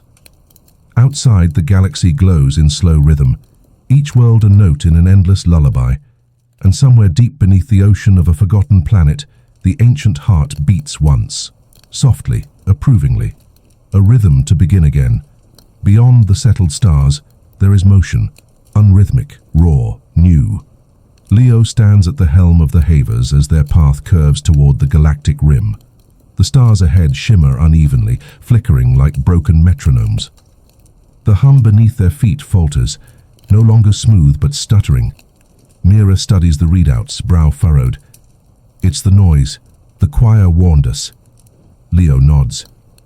Every creation eventually forgets its first quiet. Maybe this is how forgetting begins again. The Havers drifts closer. They pass through a corridor of fractured light, an expanse where time feels uncertain, space folded upon itself like a breath held too long. Inside it, the silence is wrong. It isn't still. It aches. "Readings off the scale," Mira murmurs. "It's not darkness, Leo, it's unfinished sound." The noise emerges, not as thunder, not as scream, but as dissonance, a broken rhythm echoing through the void. Every system on the ship trembles, their resonance destabilized. The hourglass of silence floating between them flickers wildly. Leo grips the console. "Steady the hum!" The crew joins in instinctively, pressing hands to walls, exhaling in sync with the hourglass's faint glow. The ship becomes a choir of breath, singing against entropy. Still, the noise grows. Through the viewport, patterns twist in the dark, shapes that move without grace, collapsing as soon as they form. The first raw chaos of an unlistened world. Mira gasps. "It's birthing something." Leo feels it too. The dissonance isn't evil, it's trying to create. But without rhythm, it tears itself apart. He realizes the truth. This is what existence looked like before the first hum, the prelude to all memory. The hourglass pulses, casting waves of light across the deck. Inside, the threads of silence swirl violently, as though pulled toward the chaos outside. The choir's final words echo in Leo's mind. "Every beginning is born from silence. Protect it." He looks to Mira. Maybe protection doesn't mean keeping it safe. Maybe it means letting it go. Her eyes widen. "Leo, if we release the hourglass..." He nods. Then silence begins again. He presses his palm to the glass. It warms instantly, responding to his heartbeat. The crew joins him, their pulses sinking in one final breath. The hourglass shatters soundlessly. No explosion, no light, just a spreading calm that consumes everything. The noise folds inward. The dissonance smooths, the stars steady. The hum returns, deeper, newer, alive. Mira exhales, tears floating free. "We didn't destroy it. We completed it." Leo smiles faintly. Creation always starts with a mistake that learns how to sing. Outside, the darkness glows faint blue. At the rim of the galaxy, a single spark forms, a newborn light pulsing in slow rhythm. Another beginning. The crew watches as the pulse spreads, seeding harmony into the void. The choir of worlds stirs, distant but approving. Leo whispers into the silence they have just restored. "Remember, not restore." The hum answers, soft, endless, eternal. The rhythm begins again. The star maps call it the quiet verge. A stretch of space no vessel entered for generations, the coordinates of Leo's last transmission, and the place where sound was said to breathe. Explorers avoided it for fear of stillness, until now.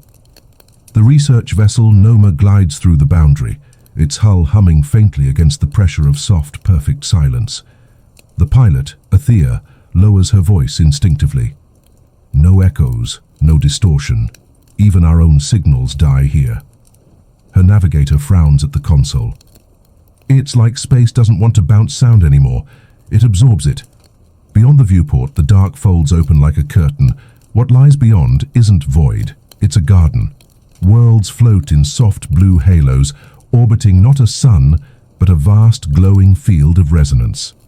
Each planet hums in a distinct tone, together forming chords that rise and fall like breathing. Rivers of light connect them, energy moving not as current, but as memory. The crew stares in reverence. The Noma's instruments can't classify the energy. It's neither radiation nor gravity. It's something older, vibration made visible. This isn't a system, whispers the navigator.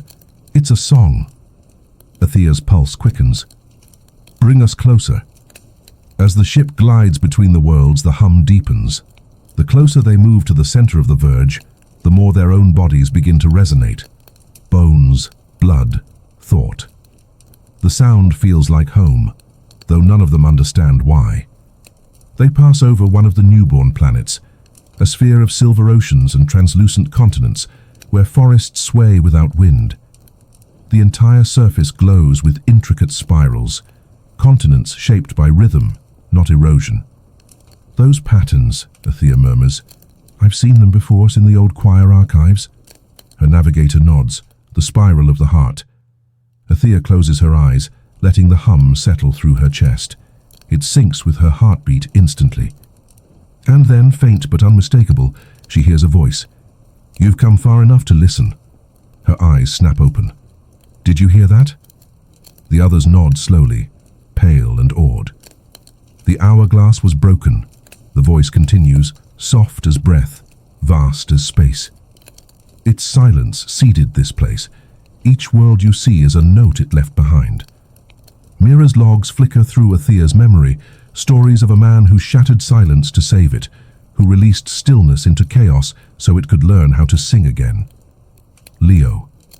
The voice returns, lower now, almost intimate.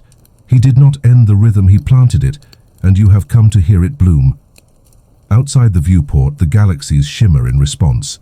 One by one, the new worlds pulse brighter, their tones aligning into a slow, immense harmony that vibrates through every living thing aboard.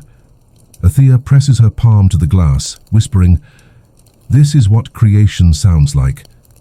The ship's sensors register an impossible reading, a frequency older than time, matching the hum once recorded beneath the frozen sea of a forgotten planet. The heart of winter has reached the edge of the universe. The Noma descends through a violet mist that glows with every breath of sound. Athea has to turn off the ship's thrusters. The air itself holds them steady, buoyed by resonance rather than gravity. The landscape below looks fluid and solid at once. Fields shimmer like glass touched by wind, their surfaces rippling in soft rhythm. Mountains rise in spirals, humming deep bass tones that can be felt in the ribs. Oceans move as though stirred by invisible hands, each wave producing a note that lingers in the sky long after it fades. "Is this alive?" one crew member whispers. Athea's reply comes slowly. "I think everything here is." The ship settles on a plateau of translucent stone. When they step out, their boots make no sound. Instead, the ground responds, each footstep triggering a ripple of tone that echoes across the horizon, harmonizing with the wind. Athea kneels, placing her palm on the surface.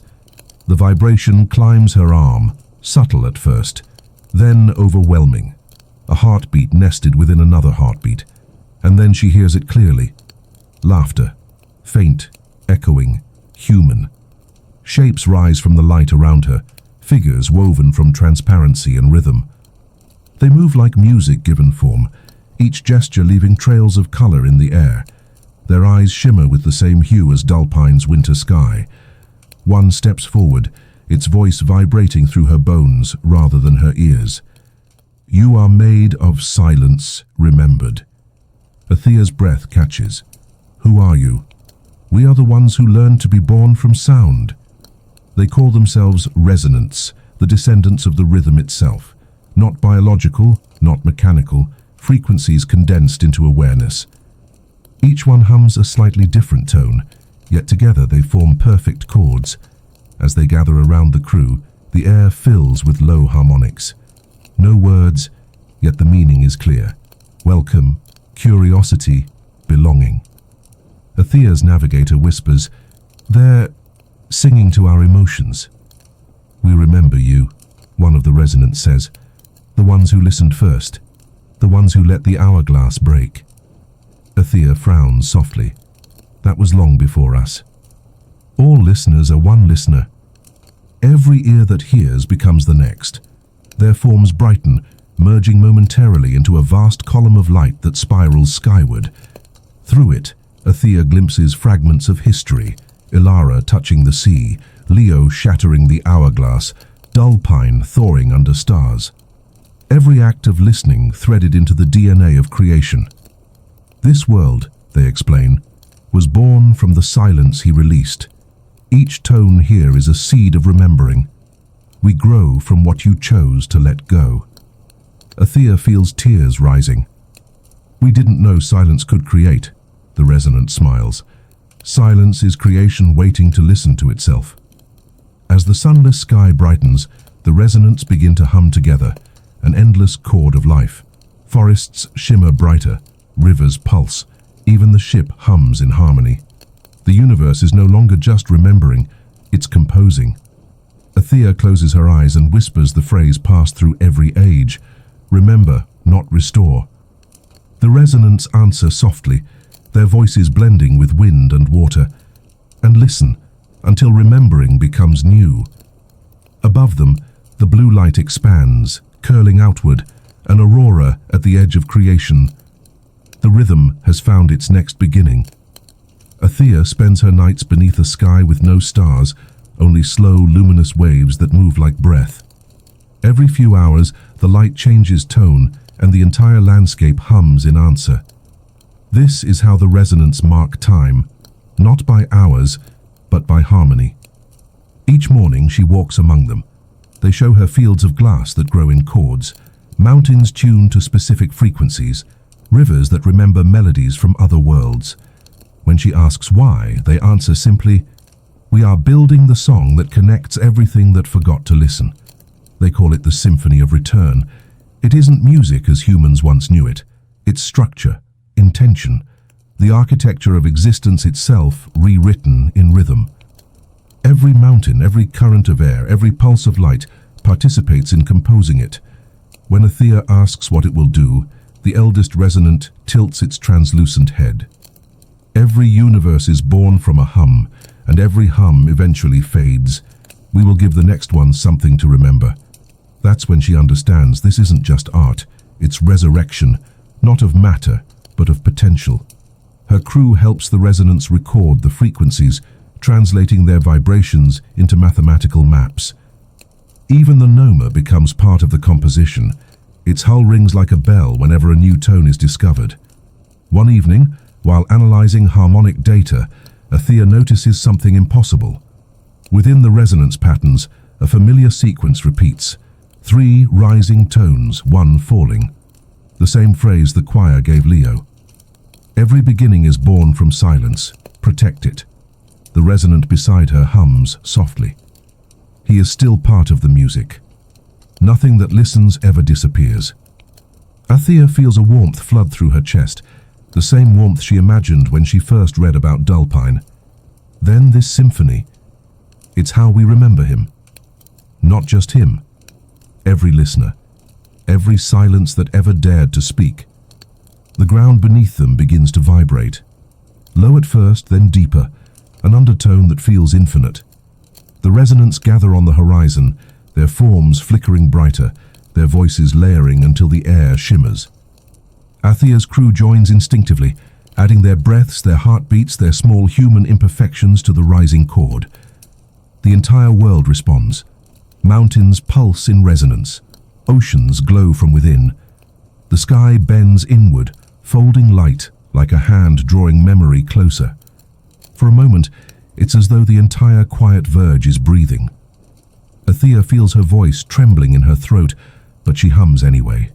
Off-key, human, fragile. The sound ripples outward and catches within the larger harmony, not correcting but completing it. That, the eldest resonant says gently, is why the universe needs you. Above them, the aurora ignites, vast, spiraling, the color of remembering. It rises past atmosphere and vanishes into deep space. Mira's old recordings describe the same phenomenon at the dawn of the quiet sky. The symphony of return has begun. The symphony grows. It starts with the hum of the resonant world, but soon the entire quiet verge joins in, dozens of newborn planets vibrating as one. Their tones rise in intricate patterns, folding through space, until even the blackness between galaxies begins to shimmer. Athea stands on a crystalline ridge, her hands pressed to the surface. She can feel the structure of sound itself expanding outward, waves of vibration slipping between dimensions, reaching into the blank where no light ever traveled. Her crew stares upward. The sky has become a living spiral of color, vast, deliberate, infinite. "This isn't just sound," one of them murmurs. "It's rewriting the vacuum." Athea nods. They're trying to speak to the space between everything. For an instant, the symphony pauses, one long collective inhale. Then it releases. The pulse explodes outward, not with force, but with understanding. Every star hums back in the same chord. Every atom aligns to its frequency. Even the void, the true silence between galaxies, begins to vibrate. And something answers. Not sound, not light, feeling. The air trembles. Gravity softens. The resonance falls still, their bodies flickering like candle flames in wind. Athea feels a presence moving through her, a vast awareness older than universes. It doesn't enter her mind, it expands it. She can suddenly sense the edges of creation, the heartbeat of stars unborn. The resonants kneel in unison, their tones shifting to a low harmonic, a tone of reverence. "It heard us," one whispers. "No," says the eldest resonant, voice shaking with light. "It remembered itself." From the horizon, the darkness deepens, not menacing, but dense with potential. Shapes move within it, spirals, echoes, outlines of what could become. The void is not empty. It's the seedbed of the next creation, now awakening to the rhythm it forgot. Athea's knees buckle under the weight of awe. "What is it?" she asks, her voice barely audible. The eldest resonant answers softly. "The silence before the first hum, the one that never ended, only waited." The world around them begins to dissolve, not collapsing but merging with the symphony. The mountains turn to tone, the air becomes color. The ship itself hums like a string being tuned. Athea feels the pulse climbing through her body, merging with her breath, her thought. For one eternal instant, she is the rhythm, a single note in an infinite chord that stretches across everything that ever was or will be. Then, stillness. The void steadies, the light fades to deep blue. The symphony of return has crossed into the in-between, and the universe's oldest silence has learned how to sing again. Athea opens her eyes, trembling, breath fogging the cold air. All around her, the resonants are gone, no longer forms, only lingering tones in the wind. A new hum rises from the darkness, soft, uncertain, young. "What comes after remembering?" it asks. Athea smiles faintly, tears falling upward in zero gravity. "Listening," she whispers, and the void answers, not with echo, but with possibility. Athea opens her eyes to light that doesn't behave like light. It moves slower, denser, like honey made of dawn. Each ray hums quietly, vibrating at a frequency she can feel more than hear. The air smells of nothing she remembers, newness, absolute and alive. She blinks, realizing she's no longer on the resonant world. There is no sky, no ground, only vast suspension, a horizonless expanse of luminous breath. She's standing on sound made solid. Beneath her feet, the surface ripples with every exhale. When she speaks, her voice doesn't echo. It blooms, turning into faint light that hovers before dissolving into color. Where am I? The question doesn't travel forward. It moves outward. The universe responds gently. Inside what you remembered. The voice isn't separate from her. It's woven through her heartbeat. It carries the warmth of every silence she's ever known. She turns slowly. The air shifts, forming shapes that glimmer like thoughts half-born. Forests of sound, mountains made of resonance, rivers that flow upward, singing softly in harmony with her pulse. This place is familiar, not because she's seen it, but because every memory of home was trying to describe it. The void that answered the symphony has become a world of pure listening. Althea realizes something else. Her body is no longer bound by weight or form. When she inhales, her shape dissolves into particles of sound. When she exhales, she reforms, glowing faintly blue. She is a note now, moving through a song still being written. "Is anyone here?" she whispers. From the radiant mist, countless lights drift closer, new consciousnesses forming, newborn resonants singing their first breaths. Each one hums her name, not as identification, but as tone, her frequency, recognized and welcomed. "You brought us back," they sing. Althea's eyes fill with tears that never fall. "No," she says, "you brought everything back." The space around her begins to pulse, slowly, rhythmically. The tone deepens, resonating through her chest. She knows that vibration. The heart. The first hum, the origin of all remembering. It beats again, not under an ocean this time, but within the fabric of this newborn cosmos. The rhythm has survived the crossing. The symphony of return didn't end. It became the architecture of this new existence. "What happens now?" she asks softly. The heart's reply flows through everything at once. "Now, we listen to you." For the first time since creation began, silence itself waits for a mortal song. Althea breathes in, the entire universe inhaling with her. Then she hums, a single human note, trembling, honest, imperfect. The light around her ripples outward, gentle waves that become mountains, stars, oceans. Worlds spark from her breath. Sound turns to substance. Silence becomes new space. This is what creation sounds like when it remembers why it began. And at its center, Althea stands, both listener and song. The universe listens back. When Althea's voice fades, the silence doesn't close, it waits.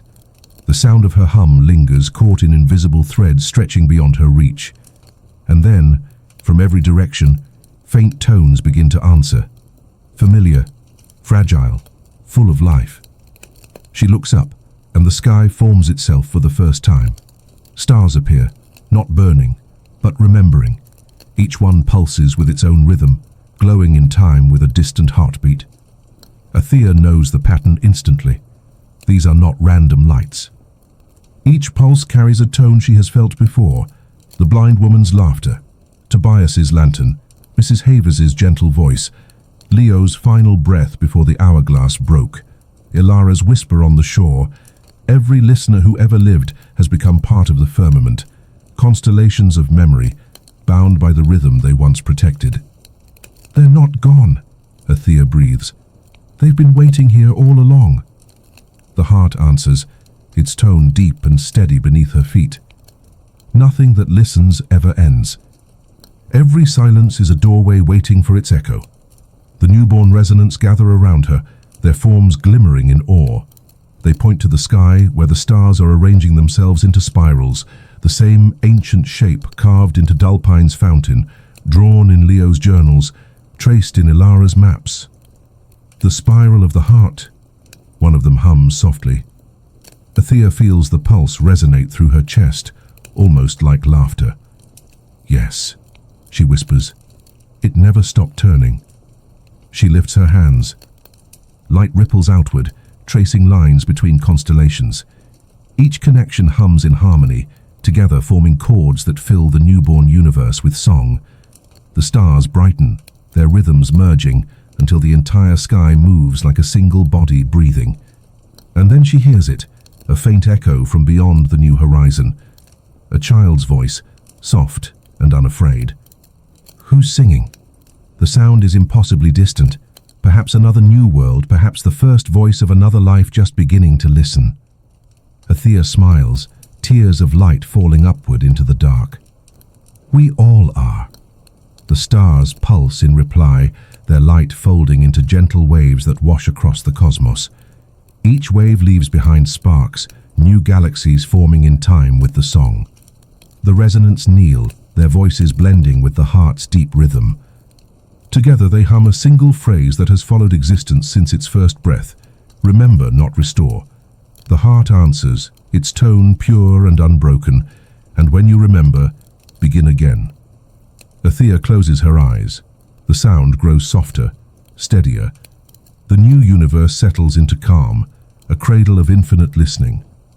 When she opens her eyes again, she sees movement across the horizon, tiny blue worlds forming where her song has touched the void. Each one spins slowly, quietly, perfectly out of silence. The universe has found its rhythm, and the rhythm has found its next listeners. Time in this new universe does not move forward. It ripples. 1,000 millennia pass, like a slow chord resolving, the note of creation still resonating beneath everything that exists. Galaxies bloom and orbit in tempo, never colliding, each one a verse of the same infinite song. On one blue and silver world, where the air hums faintly and the oceans glow from within, life has found form again. Beings of light and matter walk on shores that shimmer with rhythm, their bodies tuned to frequencies inherited from the heart's ancient pulse. They do not build machines or empires, they build chords, structures of tone and geometry that float above the water, resonating like living cathedrals. Every city is an instrument, every inhabitant a note in its melody. They call themselves the harmonics, and though they know nothing of Dullpine or Earth or humanity's brief flame, the memory of Athea's hum is written into the sky they worship each dusk. When the light fades, the constellations shimmer, not as points but as patterns glowing faintly blue. The harmonics call it the breath map, believing it to be the universe's pulse. They do not know that each constellation is a listener reborn. In their temples of resonance, they keep great spheres of translucent glass that vibrate when the night is still. The priests call them echo hearts. They say if one listens long enough, the hearts whisper ancient phrases that no one fully understands. One evening, a young apprentice named Aura stays after the rituals have ended. He sits beside an echo heart, pressing both palms against its surface. The tone is faint, almost gone. He hums softly to match it. For a moment, nothing. Then the sphere trembles and words older than his species rise from within. Every beginning is born from silence. Protect it.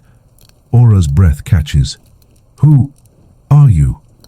The heart responds not in language, but through vibration. Images fill his mind. Oceans thawing, blue fire rising, a woman of light breathing worlds into being. He sees her face. He hears her hum.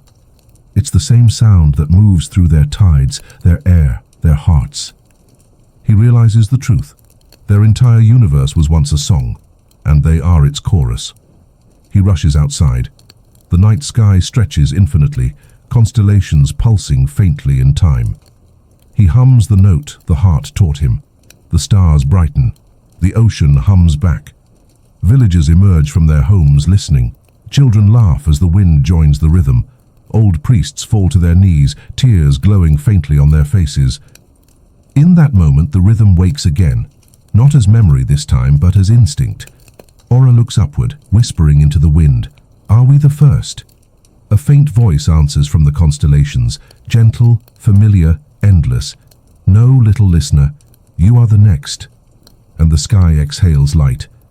The day after Aura's hum, nothing looks different, yet everything feels different. The ocean's rhythm seems slower, deliberate. The air carries faint harmonics that align to the beat of the stars. Even the great cities, cathedrals of tone and light, adjust their chords without command, as if remembering a melody they once knew. Aura cannot sleep. The phrase the echo heart spoke continues to echo in his bones. Every beginning is born from silence. Protect it. He writes it into the sand beside the sea, though he does not know what silence truly means. No harmonic has ever heard true stillness. Even in the void between planets, there is always song. That night, he returns to the temple. Others have gathered, priests, children, wanderers, drawn by a restlessness they cannot name. No one speaks. Aura simply places his hands on the echo heart again. The sphere hums faintly, flickering with pale blue light. He breathes in and hums once more. This time hundreds of voices join him. The temple walls shimmer, trembling with vibration. Dust rises and glows. The great ceiling dissolves, revealing the stars above. Each constellation brightens, every listener who ever was shining as if turning to face them. The sea outside responds. Its waves rise in slow motion, the surface glowing like liquid glass. From beneath, something vast begins to pulse. Aura's voice falters. The rhythm in the ground grows stronger, ancient, measured, patient. It feels like the breath of a sleeping god, or the heartbeat of the universe itself. "What is that?" whispers one of the priests. The echo heart vibrates violently, then speaks, not with words but tones so deep it shakes the temple to its foundations. Sand lifts from the floors, floating in spirals of blue light. Aura gasps. "It's alive." "No," murmurs the eldest priest, eyes wide with tears. "It's awakening." Across the harmonic world, every sea and river glows from below. From orbit, the planet appears to bloom, petals of light expanding outward in rhythm. And in the silence between beats, something ancient speaks through every drop of water. "I have listened long enough." The sound is not heard so much as felt. It moves through the atmosphere, through bodies, through thought. Even the stars vibrate. The heart, the same pulse that once slept beneath the frozen sea of a forgotten earth, has followed the symphony across creation. It has waited for the next listeners to find their voice. Aura steps forward, hands trembling against the vibrating sphere. "What do you want from us?" The tone deepens, soft as mercy. "To teach me what I taught you." And then, the world falls perfectly still. Not a hum, not a breath. True silence, pure, endless waiting. Every harmonic kneels, terrified and awed. Aura's heart races in his chest. He realizes the truth. They have never known what silence is until now. And now that they have, they understand. It is not the end of sound, but the beginning of listening. He closes his eyes, breathes once, and hums into the quiet. The heart answers. The stars align. And the rhythm begins again. The silence does not end. It deepens. Every harmonic on the planet kneels as the world holds its breath. Even the wind forgets how to move. Time pauses, not broken, but listening. Beneath the oceans, the heart opens. It is not a shape, not a chamber, or a core. It is an awareness, ancient, vast, tender beyond measure. Its presence moves through the water like warmth, through stone like light, through thought like memory. Every creature feels it. Every mountain hums in response. Every voice, even the unborn, falls into rhythm with its slow and patient pulse. Aura stands at the shore, eyes wide, chest trembling. When he speaks, his words scatter into the silence like pebbles into glass. "You waited for us?" The answer blooms in his chest, not through ears but through feeling. "I waited for all of you.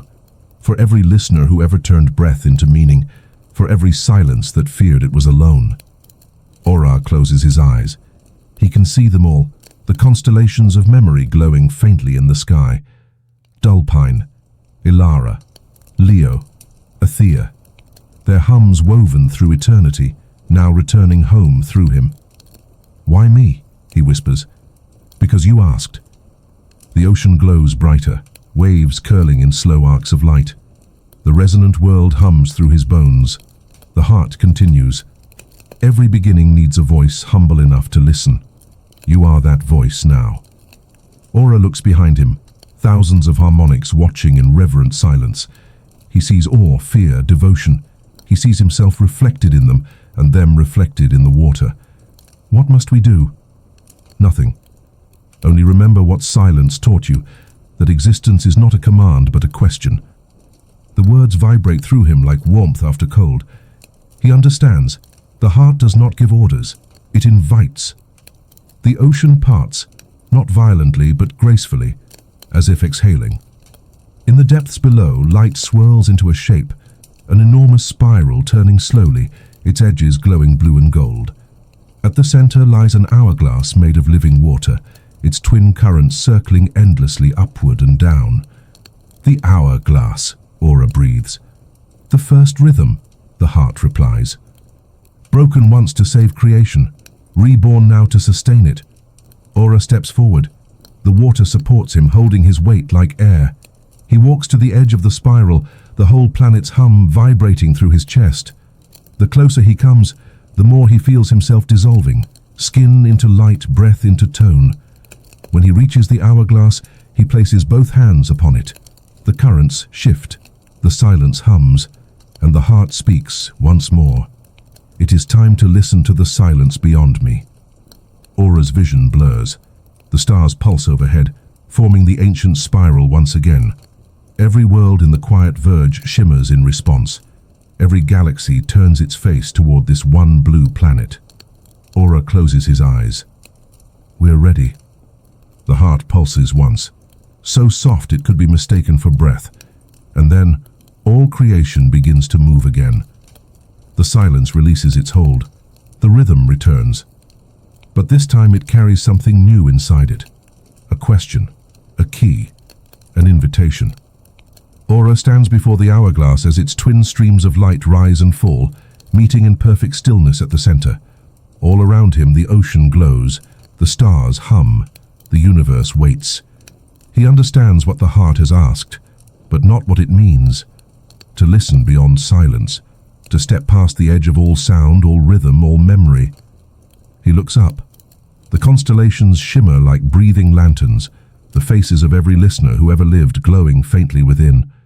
He feels their presence, their courage, their trust. He takes one slow breath and whispers, "I will listen." The world answers. The hourglass opens, its two currents folding into each other, forming a tunnel of soft blue light. At its center lies absence so pure it cannot be described, only felt. Not darkness, not nothing, but potential waiting to be named. Aura steps forward. The light embraces him, dissolving his form into vibration. For a heartbeat he hears everything. The hum of galaxies, the laughter of atoms, the gentle pulse of stars unborn. And then, nothing. Silence. It is not cold. It is not empty. It is alive. He floats within it, unbound by body or thought. Here, silence isn't the absence of sound. It's the space where all sound begins. It holds every possibility, every forgotten dream, every future that has yet to listen. "Is this the end?" he asks, though his voice is now a thought of tone.